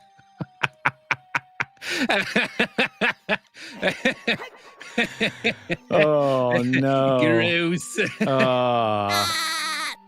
Yeah, dude. All right. We're having fun here. These are so ridiculous. Username JoystickJoy69. Why does everybody put 69 at the end? Like, Well, it's because, dude. I know. Gotta. The best is when like people still have their email address from way back in the day, and it'll be a girl. It'll be like Playboy Bunny 6969. Like, imagine being at like the department store and they're like, "Can we get your email address?" And they're just like, Bunny Girl 6969. Anyway, I think somebody made a TikTok about that, but Probably. username Peach Squeezer 88. God, these mother effers. Confession: I've paused Mario Kart just to stare at Princess Peach's victory dance. Then I told my friends I was just checking my controller batteries. Mm-hmm. We're having all kinds of fun here, guys. We really. I figured really that. are. Will you devote yourself entirely to her for the rest of your life? Yes, I will. Let's I read have some. nipples, Greg. Can you milk me? Let's read some different. Username Zelda Zaddy 42. Confession: I've played Breath of the Wild butt naked on the toilet just to quote immerse myself in nature. End quote. It was spiritual and drafty. Yeah. What the crap? Oh no. I feel like I've been called to read this. The Lord himself has came down from heaven to make me read you this username. Username Creeper Queefer. Minecraft isn't the only thing that explodes. I've cleared lobbies by leaning too close to my mic after Taco Bell. They never saw it coming. Oh, dude. That is okay. I mean, farts are funny. Farts are fun. Who doesn't love a good fart joke? However, there's one flavor of gamer subs. It's called guacamole gamer fart. It's good. It's strawberry lime. I can't bring myself to buy it because of the name, dude. I just can't. Yeah, there was a flavor of Gatorade back in the day called dog drool. Ugh. Yeah, never bought it. I think it was more of an urban legend. Like, I'm not even sure it was real. I saw it in a magazine or something like that. Username Loogie Lord 69. God, with the 69s, guys. Sometimes I blow my nose and immediately inspect the boogers like they're fine art. Yesterday, I even took a picture before disposing of them. Art is subjective, okay? I mean, they're not wrong. I like that one. Reminds me of gamer subs named Meat. Yeah, I think that's a melon flavor or something. I'm not a huge melon man. Really? But I like watermelon. And like a Korean melon. They're like small and like spiky, I think. What did he say? Yeah. I don't like cantaloupe, dude. It tastes like you're licking an armpit. You know what makes cantaloupe good is because I ate some recently and it's not great. Yeah, salt. You got to salt your cantaloupe just a little tippy tap. You just tap the little salt shaker and shake it like a salt shaker. Shake it like a salt. Shake it like a salt shaker. Shake it like a salt shaker. Sorry. Shout out to my grandpa. He used to put pepper on his cantaloupe. Ooh, I'm gonna have to try that in honor of Grandpappy. Yeah, dog. He's a good dude. Let's read a couple more here. Fecal Fiasco 88. I once pooped in the shower because the toilet was, quote, too mainstream. It was gross, yes, but efficient. I regret nothing. Well, maybe a little. Yeah, dude. What are you going to do? Waffle stomp that thing down the drain? Like, dude, come on. I mean, or are you going to Kobe it into the toilet? I don't know, man. Like, I can honestly say I've never pooped in the toilet. I can honestly say I've never pooped in a toilet. So, there it is. That's my toxic trait. No, I can honestly say I've never pooped in the shower. At least not on purpose. That seems like... I mean, you got to know. That's a commitment. Like, you got to know that it's liquid. Like, you got to know... You got to know that it's not, to your point, yeah, you're just going to, like, smush it down. And then you got, like, poop feet. And then... Yeah, dude. How much do you have to... How, like, well do you have to clean your feet at that point to make sure that you might think it's out, like it's gone, but it might still have a little bit of a hint of poop on the feet. All right, let's read one more. No guarantees this is even great. Analytical Ape 42. I have a collection of toilet paper sheets with tiny bits of glitter stuck in them from experiments. I keep it in a box labeled science. Don't judge me. Okay. Weird, bro. That is weird, dude. Like, but and for what though? Like for why? Lee says poop feet was the peak of this stream.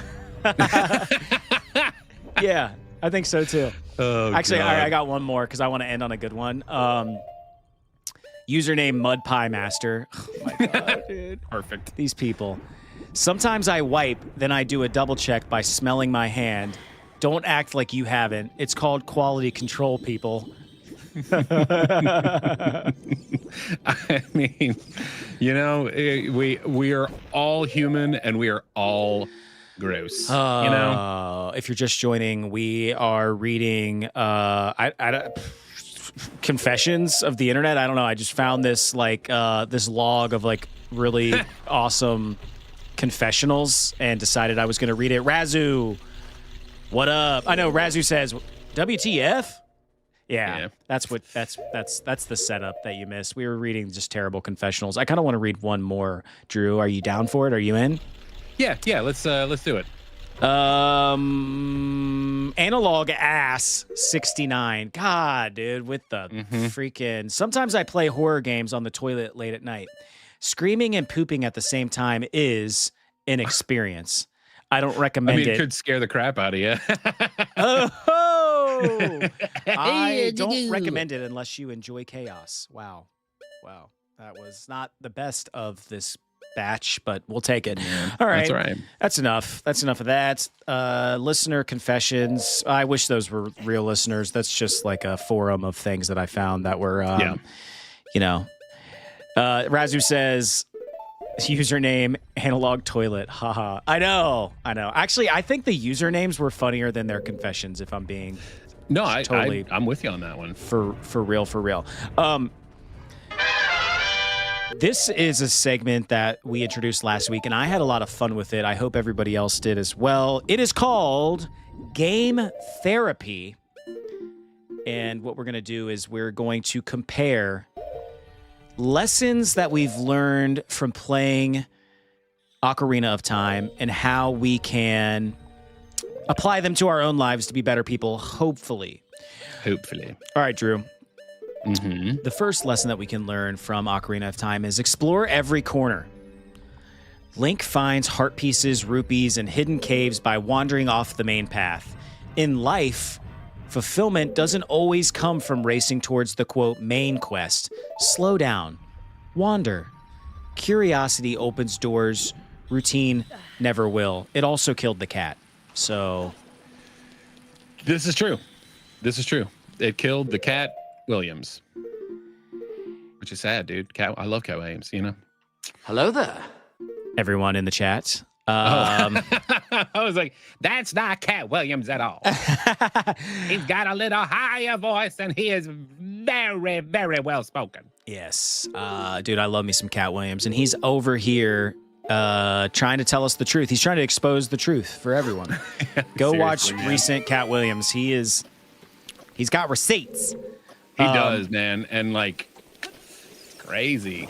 Yeah, it's pretty funny. Okay, life lesson number 2 that we can learn from playing Ocarina of Time is tools only work if you use them. You can collect bombs, hook shots, and tunics, but they're useless if you never equip them. In life, the knowledge, therapy techniques, or advice you gather only help if you put them into practice. Owning tools isn't the same as using them. Or being one. Boy, Breadman. I am the Breadman. I can play Ocarina. Well, Better than me. I love that. Even if you were just playing with bread. Breadman, can you play a real Ocarina? We caught a lot of hate, by the way. Put out a short where Drew said, I was asking Drew if I should buy an Ocarina, and he said, no, they're lame, don't do it. And then I clipped that and put it out, and there's some like Ocarina professional players out there who did not take kindly to that shit. Well, and here's the problem, and this, I mean, I guess this is what you do with shorts, you know. The problem is, I said, duh, in the stream itself, I was like, no, dude, you have to get like a professional one. Like you have to get a good one. And you cut that part out. You legitimately were just like, let's rage bait the internet today. I'm sure I did that on purpose in the moment. That's hilarious. I forgot about that. Okay, anyway. Moving on. The next life lesson we can learn from Ocarina of Time is side quests still count. Helping Anju with her cuckoos.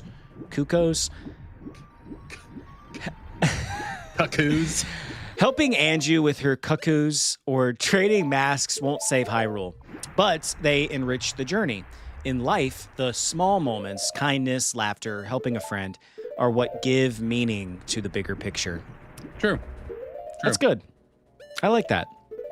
Speaking of kindness and helping a friend, I have to shout out my friend Scotty because he does know this kindness. I reached out to him. He is a very, very talented painter, and he does it for fun. He does it for the pure joy. I'm like, dude, what are you doing with your life? You should be painting, doing this. He does oil paintings. I'm like, you should be doing this for your like livelihood. And he's like, yeah, but then it wouldn't be fun, dude. And he's so freaking talented. And I reached out to him and I was like, man, what do I got to do to get on your like waiting list to get one of your paintings? Yeah. And he's like, well, what do you want me to paint? And I was like, man, I get like super down in the winter time and we're coming up on it. And I would love a painting of the Shire, you know, something green, something vibrant, something to get me through those rough winter blues. And he's like, say no more, fam. I'm putting you at the top of the list. And I was like, okay, it's going to take a few months or whatever because he's got like a backlog. No, dude, he hit me up like 2 weeks later and just like sent me the photo of the painting. And it's absolutely gorgeous. It's really cool. I'm like, wow, like I can never repay this kindness. And I don't know, man. I just think that's cool. And again, shout out to my bro, Scotty. He paints for the love of it, and he basically just gives them away to people, and he takes like suggestions and paints for people, and it's just really cool. So take that life lesson, do those side quests, do nice things for people, and I think that's fantastic. Drew, the next thing that we can learn from Ocarina of Time is sometimes you need a new perspective. Mm-hmm. The lens of truth reveals hidden doors and safe paths you'd otherwise miss. In life, a shift in perspective can uncover opportunities where you once saw dead ends. Sometimes that means therapy. Sometimes it's just asking someone else how they see it. Wow. How many times have we asked the chat how they see it? And they've helped get us through. I know in my Metroid playthrough, I could not have beat that game without the chat. I think they've been like instrumental in this game as well. I think Yeah, absolutely. even with your childhood memories, I think we would be not nearly as far along. Well, and the thing is about my childhood memories is that they're like when you have like files and you just keep like transferring them from one thing to another, they just start to like degrade. Yeah, there's definitely some like degradation happening in my brain hole. It happens to the best of us, Oh, Razu, I forgot that. Yeah, you were in the Metroid stream, and you were saying that you were learning some stuff. Yeah, the Metroid playthrough was sick. People were like giving me all that knowledge. Lee, I do charcoal for my homies. Really? That's sick, dude. That is sick. Charcoal is one of those that like I get paint. Like I get there's different colors and like I get that. But like charcoal, it's the same color. And yet you're making like just the detail and the depths. Like it's that shit blows my mind, dude. I am not, my sausage fingers catcher's mitt of a hand. I cannot do painting stuff. Seth is actually pretty damn good. Like he's on that Bob Ross like class level stuff. Like he's good. Nah. No, dude, you for real sent me a picture. Okay, chat. He sent me a picture of a painting one day, and I was like, "Oh shit, dude! Did you like buy that from like an auction or something? Just like a local auction or something?" And he's like, "Nah, man, I drew that I painted that this morning." And I was like, "Are you kidding me?" He's like, "Yeah, dude." I'm like, "What the actual hell, bro?" Dude, sometimes I pull it off. Other times I rage and I throw the canvas into my garage and I'm like, F this. I tried to paint a Tatooine landscape and it sucked so bad. Speaking of sucks so bad, it sucks so bad. I'm gonna butcher your screen name. Lone Nisisme? I don't know. I'm sorry. Lone. I'm just gonna call you Lone. What Metroid game? I just recently beat Super Metroid with the help of I get a little help from my friends. Oh, I get a little. Yeah, exactly. Damn, dude. So yeah, we beat it together. Actually, it was a lot of fun. I never beat it as a kid. Beat it as a 30-something-year-old, and it's even better. It's even sweeter. Everything is sweeter, closer to the bone. Lee, I love seeing creatives. Well, thank you, Lee. We're band kids. We're band and choir kids. We're theater kids. Yeah. We're choir kids. So from way back, that's where it all started. Dude, one thing I wanted to talk about, I don't want to get too far away. I want to keep talking about like therapeutic things from Ocarina of Time. We'll keep that. Drew, I think you're reading. But I've been meaning to bring this up to you for so long, and I will forget if I don't. Speaking of just like creatives, but also like nerdiness, I was going through some old pictures the other day, and I got senior pictures taken. Obviously, there's a bunch of different poses or whatever. Dude, one of my poses for my senior pictures was with my MacBook Pro. I have an afro. See if you guys can imagine this. I have a red afro, cringe, and I'm holding my MacBook Pro like in one arm, like it's like I'm like holding my dog or something like that. Oh. And I remember that photo shoot, and it was like I was like being funny. But like the funniest part about it, you're giving you're trading senior pictures with your friends or whatever. Yeah. That was the number one most like requested photo, of course, from my friends was me with the MacBook. Like they loved it. It went over very well with the crowd, if you will. So one of these days I'll post it in the Discord. Yeah, because you should, dude. It's worth it. It really is. Maybe that's like a future T-shirt. Is that senior picture of me? Yeah, dude. Like that would be great. And there's like a word bubble. It's like, watch my stream. Yeah, man. Okay. So we just passed the Walgina, and I think the water's too high. What the? That's the. Oh, I did a double thing. Damn it.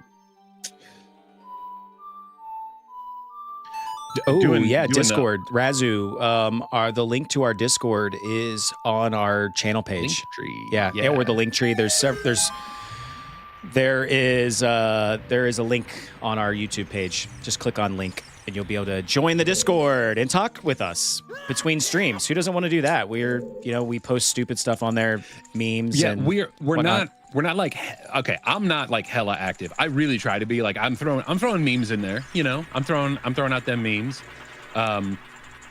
But we need more people in there. That's the yeah, key. we only got a handful at this point. Yeah, the more folks you have in there, the more like fun it ends up being. But Lee just joined the Discord and Razu is going to check it out. So yeah, we will have at least 2 more. Join the Discord. It's lots of fun. And I will post some art in there. I will post some senior pictures in there of me with MacBooks. Well, okay, here's the thing though. You did that on purpose. You know what I mean? Like, and I'm not trying to be like, oh, you did that on purpose. So it was like tongue in cheek. And I'm here for it. I wasn't being serious when I did that. No.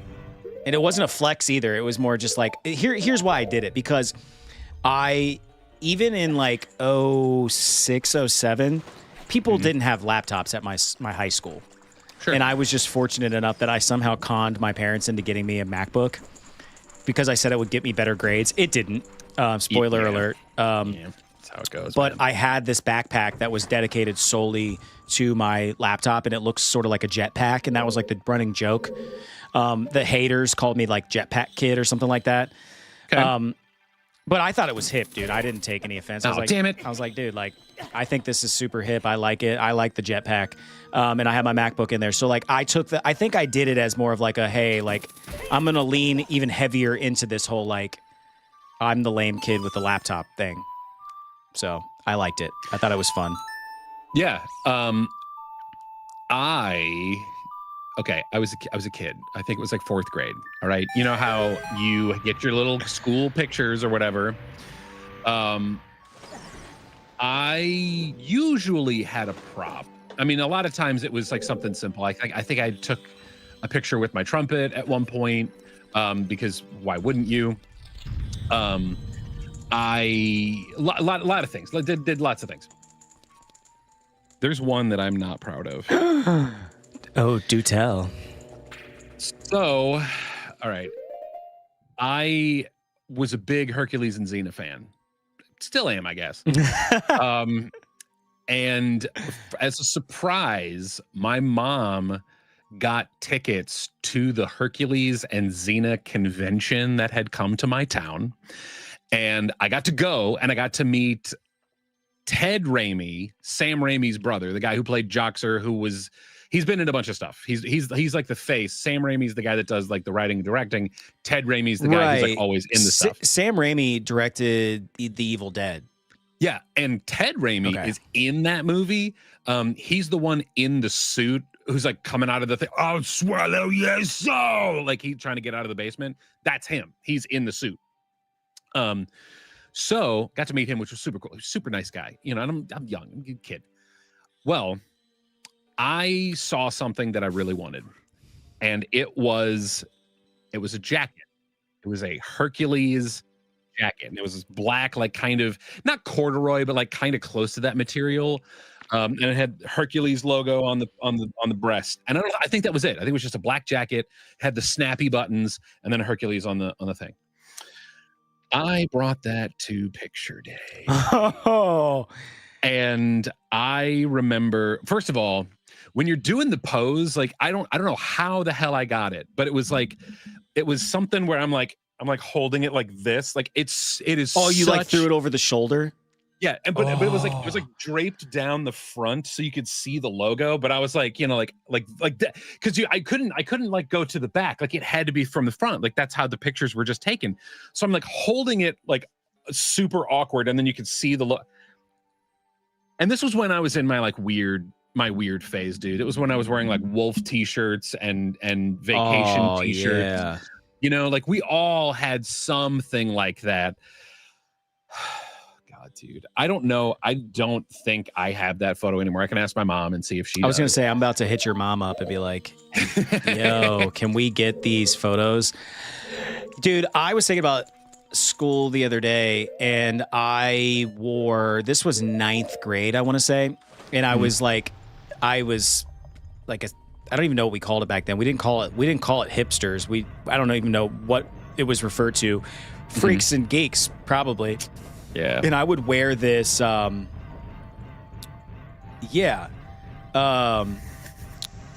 nerd is a flex, Razu. You are, I think so, but. Oh.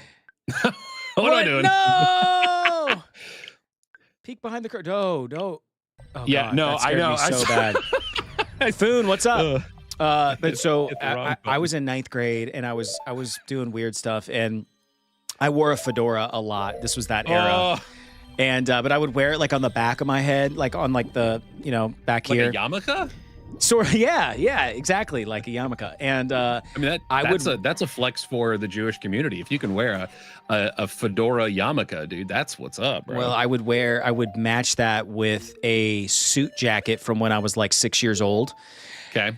It didn't fit, obviously. In the sleeves, it only come like right past my elbows. But I really thought, I didn't think this at the time, but I thought it was cool. I thought it was Sure. like, I would wear it like over like Dashboard Confessional t-shirts and like the band Thursday. If you're hip to that, I would wear like my Thursday shirt. And then I would wear this this blazer, if you will, that was like 4 sizes too small. In hindsight, I sort of looked like Ducky in Pretty in Pink.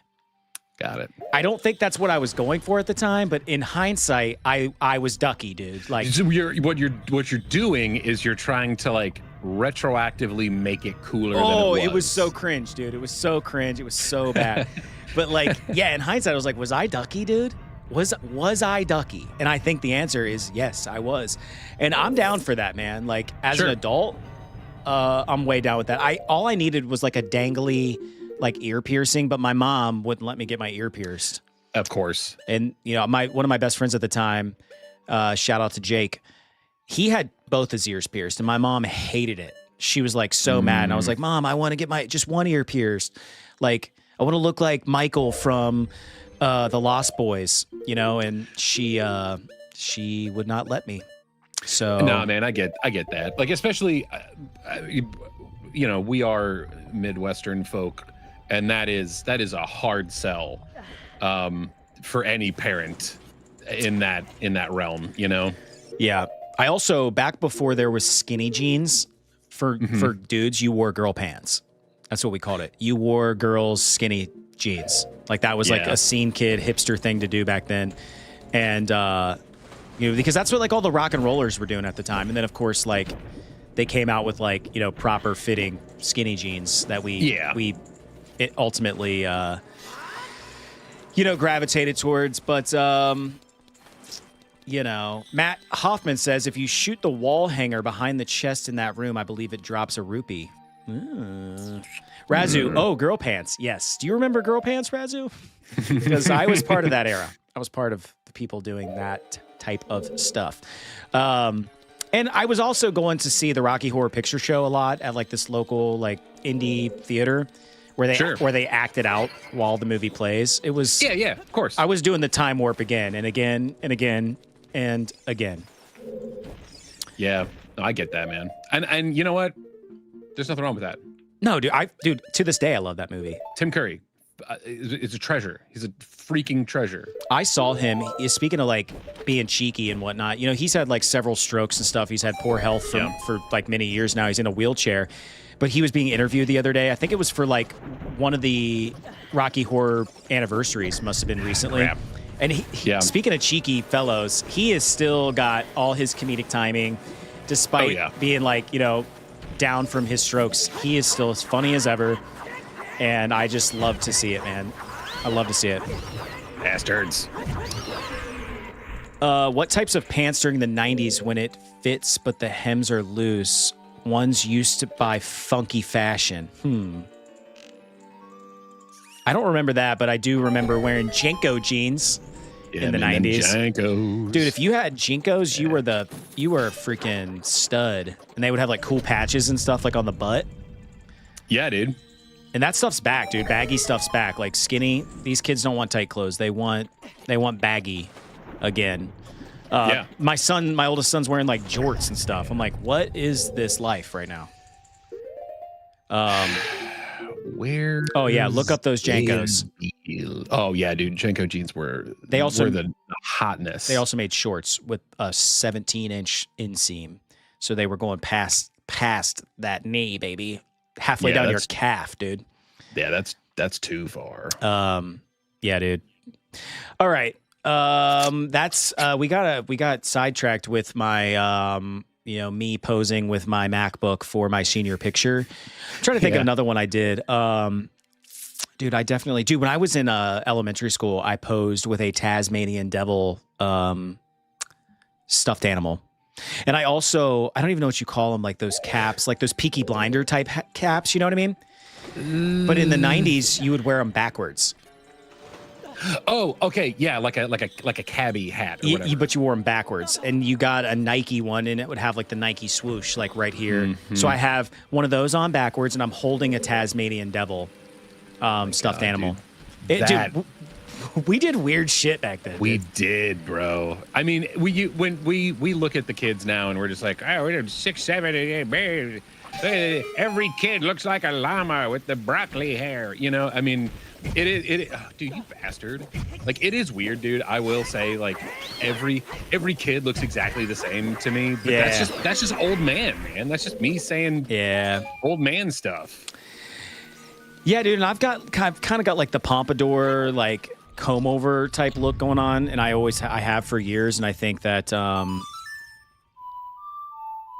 I look like an old man now. Like, I still use like pomade and stuff. Like, they're looking Are at you a Dapper Dan man? I am a Dapper Dan man.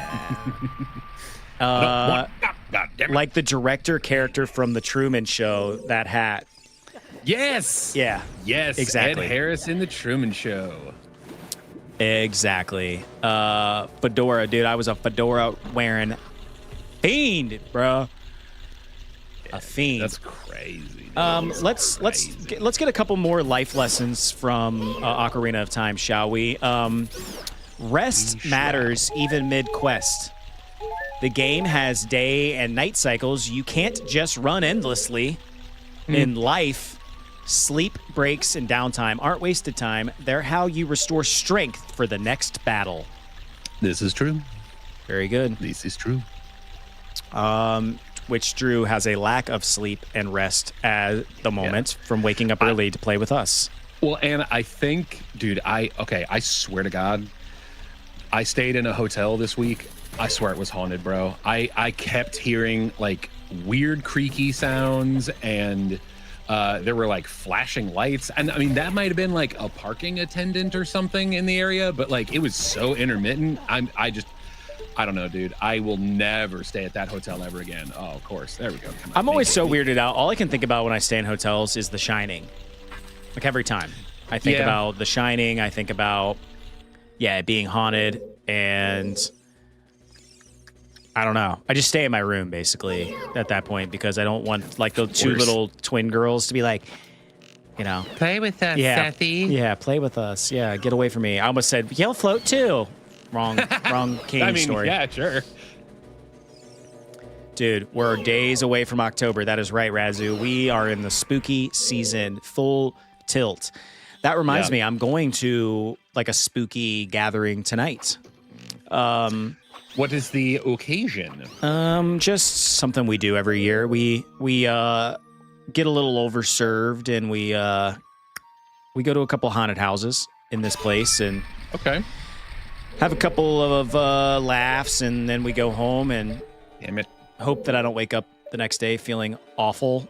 Like Gad. Because I got to run 9 miles tomorrow. Oh, dude. You don't have to do anything. That's what everybody says when I say stuff like that. Like, you don't have to do anything. Well, I do. It's called mental health.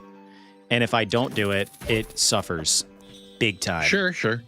It's my Xanax, dude. I got to get that in. I got to run. I got to get that runner's high.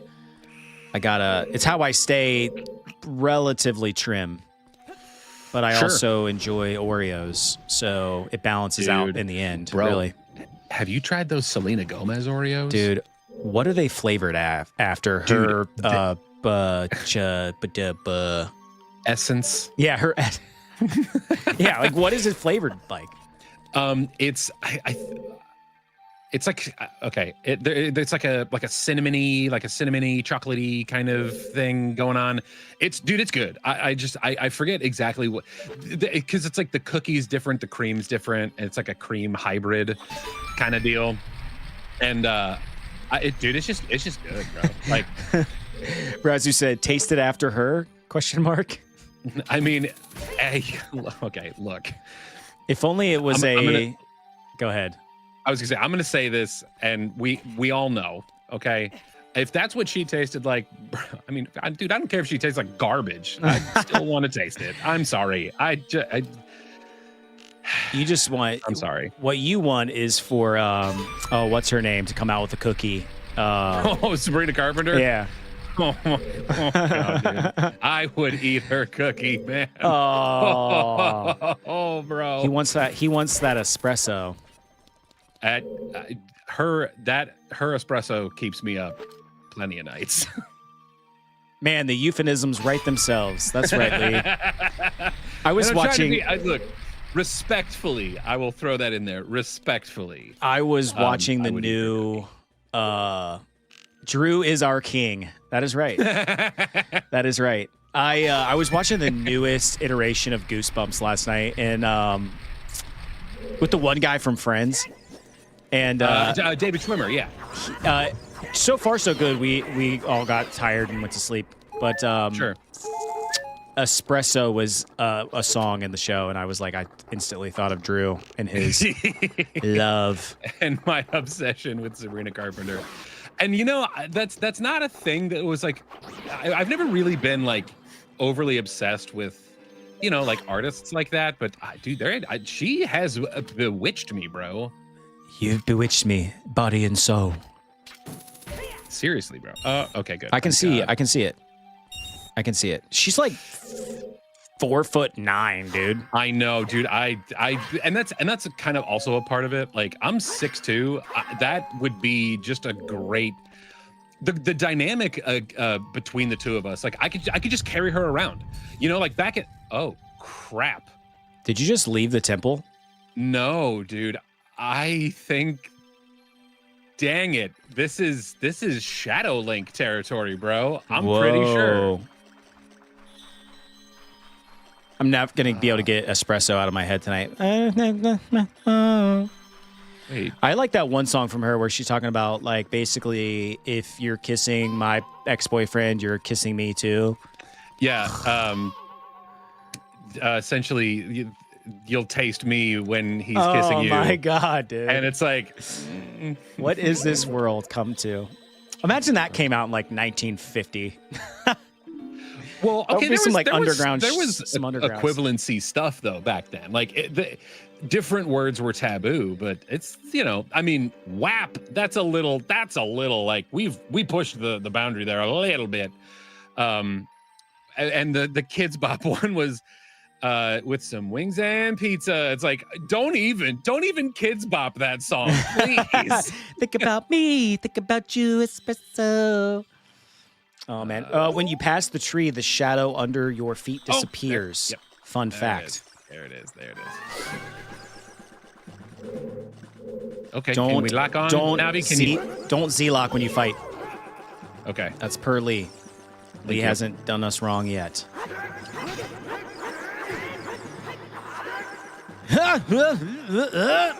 Just think about Selena while you fight.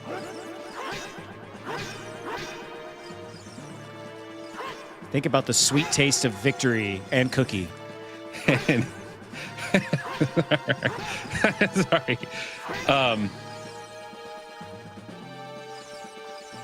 Okay. Now, why don't you Z-lock, Lee? That's why I want to know. Yeah, well, and oh, damn it. And I know that there's like, there's a trick to this. Yeah, because he's like dodging everything. Yeah, well, I mean, he's a reflection of me. So like, it's your dark side. It's your bad side. See, yeah. I don't know the move, but Link just used the heroic pose burst animation. He spammed that move within the tree. Go try. He won't counterattack without Z-Lock. Huh. Use different moves. Spin attack, bombs.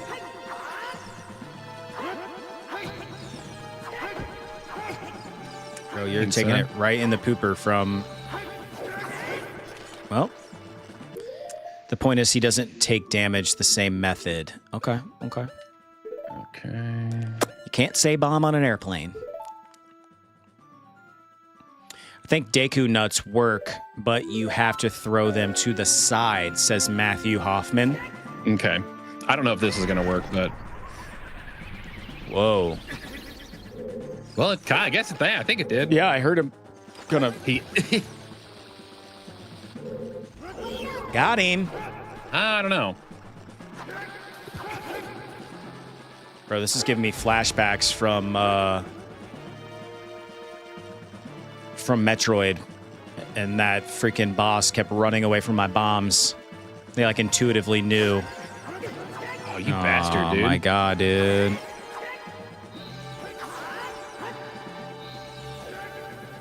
Don't let him kill you. Wait. I'll join the Discord quick and send that walkthrough against Dark Link. Thanks, Razu. Yeah, dude. I mean, it's because I mean, dude, this has the last time I fought Dark Link, I was like 10. You know, hit him with those bombs, dude. I thought that worked. What about that? Well, I don't know if I think only one attack works or something. And then I have to change it up. Is that, am I correct? Oh, the hammer too. Hammer time.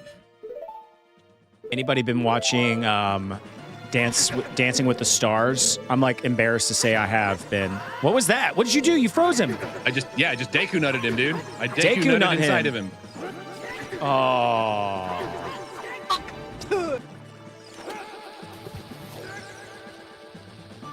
Got him. Saw that.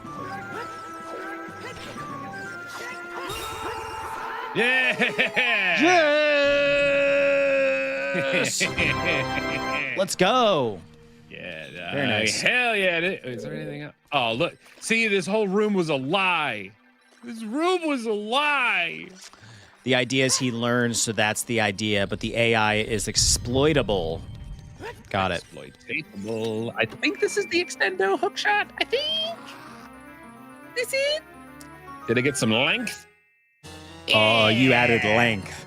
You found the long length, shot, bro. which adds length to your hook shot. It extends twice as far. For her pleasure. Oh God. Yeah, dude. It's ribbed for her pleasure. This Is audible. channel is turning into brain rot. Yeah, but a sweet, delicious brain rot that is mixed with a little bit of nostalgia. I love that. Song of Time, I right? do love that for us. Listen, we are sitting at just shy of 1,500 views on the vertical stream. Let's Hell keep yeah. going. Let's just dig deeper, go longer. Go harder. Stronger, better, stronger.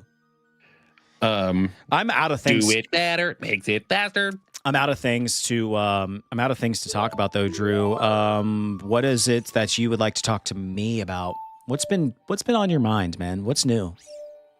Okay, hang on. Okay, there we go. What has been on my mind? Oh crap. I thought that was, wait, Sun Song? Sun Song. I think I'm an idiot. Sun Song.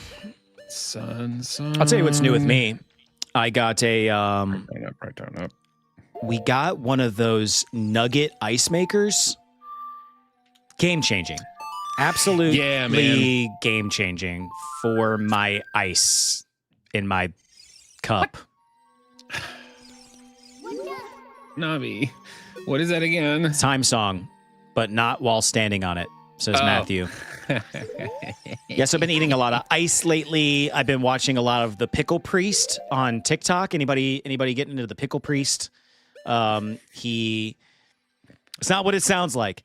He's a Renaissance festival guy that travels around all the Ren fairs, and he like sells pickles. He's like a pickle vendor, but he dresses as like He sells his pickle. Yeah, he pickles people. He sells his pickle. Like people walk up and he says, you with his pickle. No, he literally blesses every pickle, and it's become like this internet sensation. And he'll be like, "I will pickle you now. I will give you my pickle." And I do love a good pickle, bro. It's really funny. It's the best of the internet. It's called Shout Out to the Pickle Priest. Everybody go on TikTok and watch his videos. They are fantastic. I can't get enough of it. Every time it's in my feed, I watch it. And well, you are into the fantasy stuff like a lot. You know what I mean? Like that's your vibe, that's your jam. I don't buy jam. I buy honey and I kiss it on the lips. Ooh, what is that from? That's brain rot right there. That is some Gary Busey brain rot. All right, that makes a lot more sense now. Let's talk about buttered sausage. Let's talk about buttered sausage. What it is, where it comes from, why it does. Why are you pooping? Sausage. I'm stuck. I heard a story once from a guy I knew who we used to float down the river, when we were younger. It's like, hey, you guys want to get together and float? That's kind of dumb stuff we did in our early 20s. And I heard a story about a dude that we hung out with and floated with who once, while floating down the river, because you'd be on the river all day, stuck his butt up out of the water and pooed in the river. I wasn't there when it happened, so this is all grapevine. It's urban legend, if you will, but I believe it because he's a total scrub, or was. Can't speak for him now, but dude, like what a filthy, filthy, filthy thing to do. No, get out of the vortex. For a topic, what's your celebrity crush, Seth? I gotta say, I have a soft spot for Mary Elizabeth Winstead. I don't know who that is. I'm about to look that up. Oh God, why is her name gone? Ramona Flowers from Scott Pilgrim, dude. Ooh. I too have a soft spot for her. Yeah, she is. Dude, she's a peach, dude. I'm trying to think. Who is my? She's dating or married to Ewan McGregor, bro. Oh, really? Freaking Obi-Wan Kenobi, dude. She is. Well, hello there. Like she's getting that, bro. Yeah, dude. Do I have any other good? No, I don't have any good others. Obi-Wan. No. That's a fun fact. Oh man, I'm trying to think. Razu back now, done posting the gameplay. Haha. Thanks, Razu. Ooh. Little bastard. No. I'm trying to think. Yeah, Drew figured it out. But thanks for posting that. I'm glad you're in the Discord now. We will definitely chit chat. I'm trying to think. So, Lee asks, "Who's my celebrity crush?" Oh my God, why am I drawing a blank, dude? Drew, can you answer this question? I send you stuff sometimes with I'm trying to think of who I recently sent to Drew, and I was like, God, what a. Sweetie. Ella Purnell. I sent you something that we both have hold a little candle for her. Who is that? Oh, Lucy. Yeah, yep. Ella Purnell I know her from the Fallout series. Yeah, she's just a little treat. She's now I want to see the unmessed with version of the video that you sent me. I almost looked it up, but then I got distracted. Yeah, I like her a lot. I think she's just lovely. Peach on a windowsill. I mean, dude, I loved Pam from The Office, Jenna Fisher. Jenna Fisher. Loved her. She loved her as was Pam. married to James Gunn at one point. No! Was she really? Yeah. She was married to James Gunn while she was doing The Office. And I forget what movie it was. Yes, Lee. From the Fallout that series. she was in that was his. Pam, they're Pam Pams. Pam and her Pam Pams, dude. She's still cute. Yeah, she really is. She's just a doll.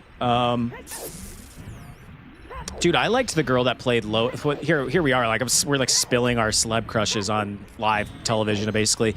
I really liked the gal that played Lois Lane in the newest Superman movie. I don't know her name. I don't either, but I thought I liked their. I think I was more. It's less of a celeb crush and more of like I liked them together. I believed it. I believed that they were in love. You know. Yeah, my favorite Lois Lane, and it's only because I just crush on her so hard, is Amy Adams. Bro, I mean, not to make you feel uncomfortable, Seth, but I've got a thing for redheads. Oh. So yeah, dude, Amy Adams is is a long crush for me, dude. I love her. Razu says Alex from Two Broke Girls.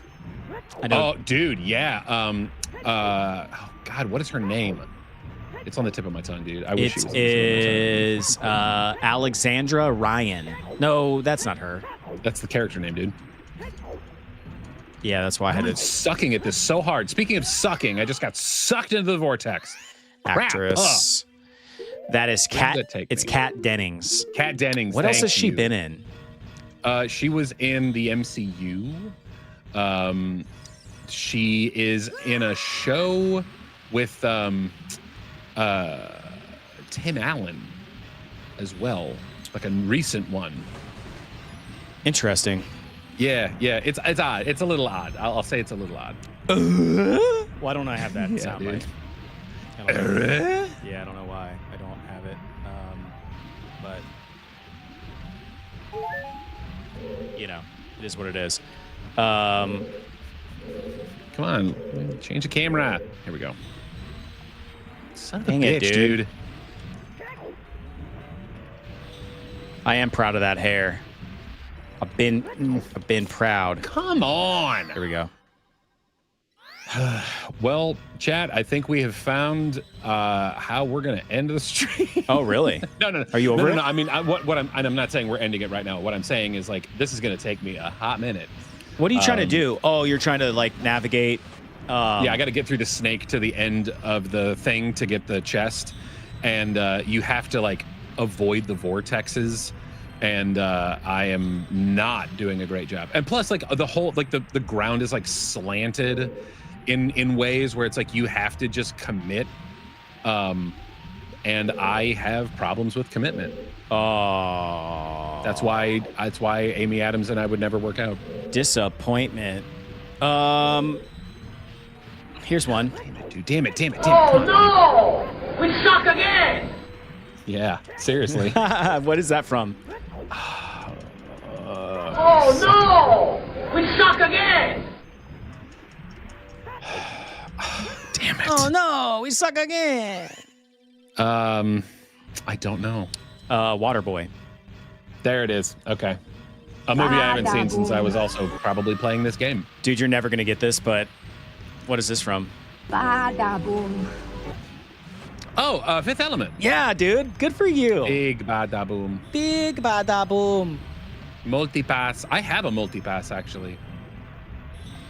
It was in like a loot crate forever ago, and it's pretty decent quality too, man. What is it? I have a multipass. I have Corbin Lilu Dallas multipass. Oh. Fire, no energy, no nothing. You know I have a shoulder right here, you know? I loved him in that movie.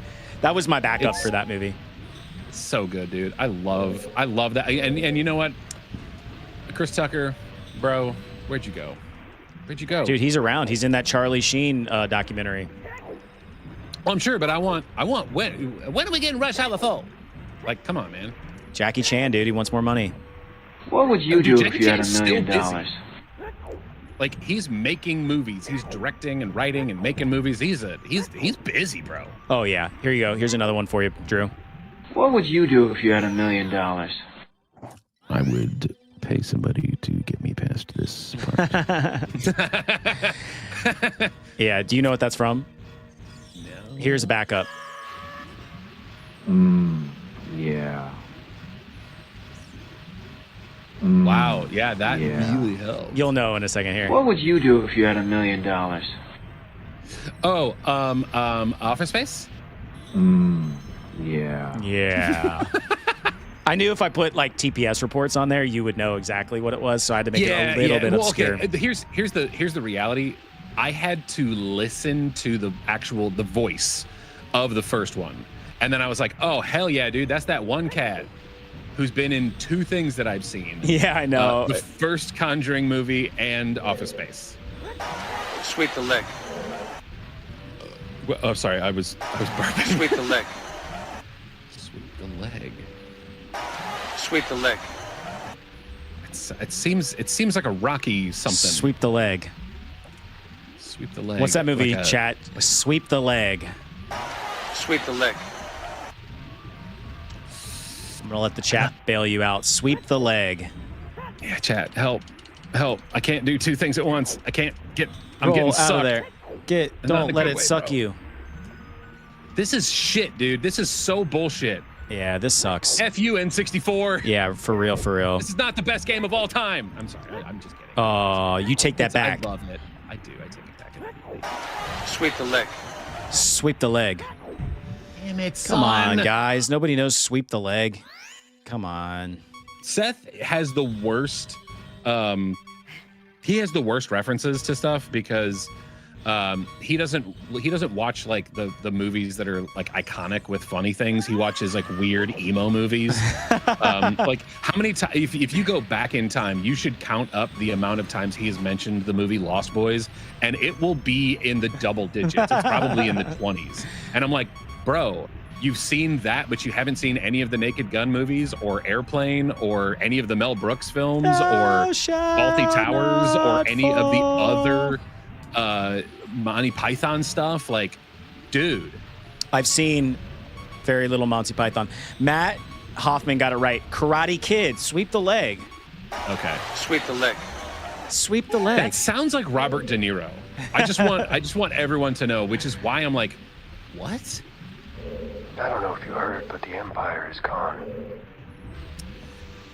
I think that's that show with Grogu. Last one. Dude, that's not loud enough. It's not. You already got this one a couple streams ago. Is that the moment where I almost said Hugo Weaving? Nope. Wrong guy. Oh God, what is his name? Aragorn. He kicks the helmet and he breaks his toe. Yeah, it's funny that you got that right. So good. Yeah. What is his name though? Why am I messing up his name? I can't focus my brains. Drew, how is your Toad voice? Lee wants to know. Toad as in an actual frog, or as in I'm assuming Toad from X-Men, or Toad from anime. I thought he was talking about Mario Toad. Or that Toad as well. That is also another Toad. I know a lot of Toads. No! You little toady. Grody toadstools. Grody Toady. Dude, I gotta get, bro. Yeah. Get me there to them pots, bro. This is embarrassing. This is embarrassing. Sorry, I'm looking something up. Spinning in the vortex, man. I feel like laundry. Is this what my shirt feels like? That is definitely what you're... Toad from Mario. Bruh. Toad from Mario. Okay, I can... Disappointment. Yeah, I could probably F with some Toad. Mario!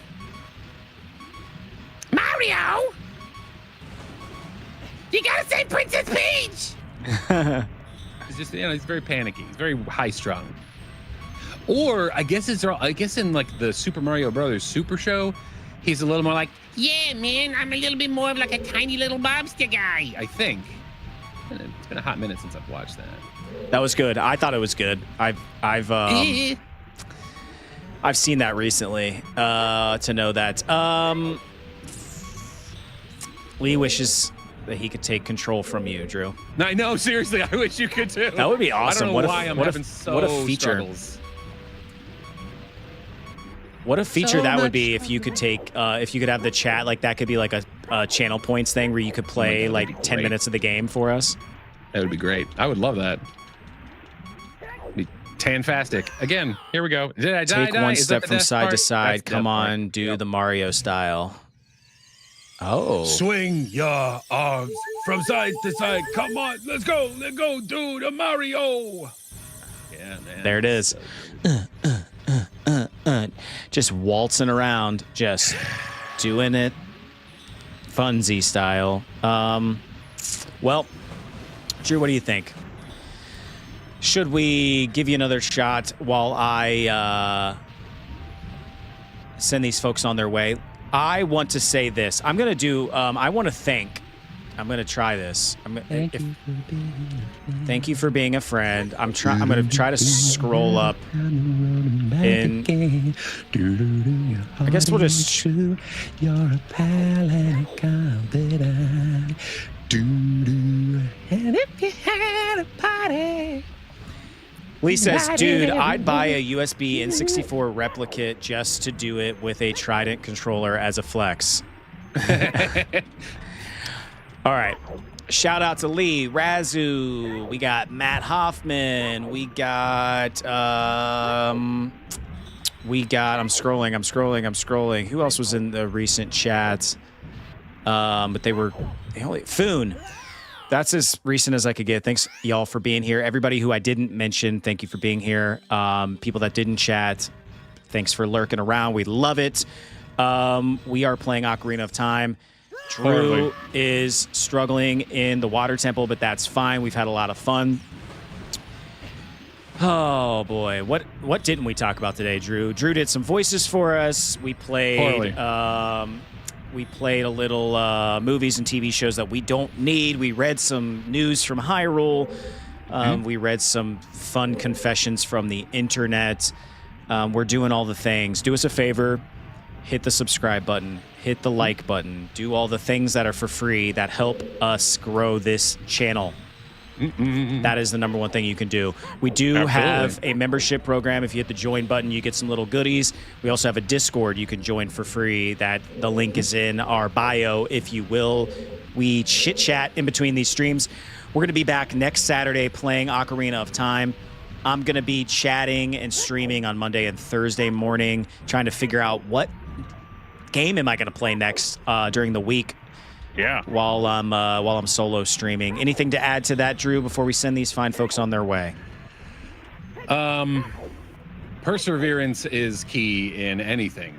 And if at first you don't succeed, try again until you want to punch your face through a wall. That's all from us, folks. We'll see you next week.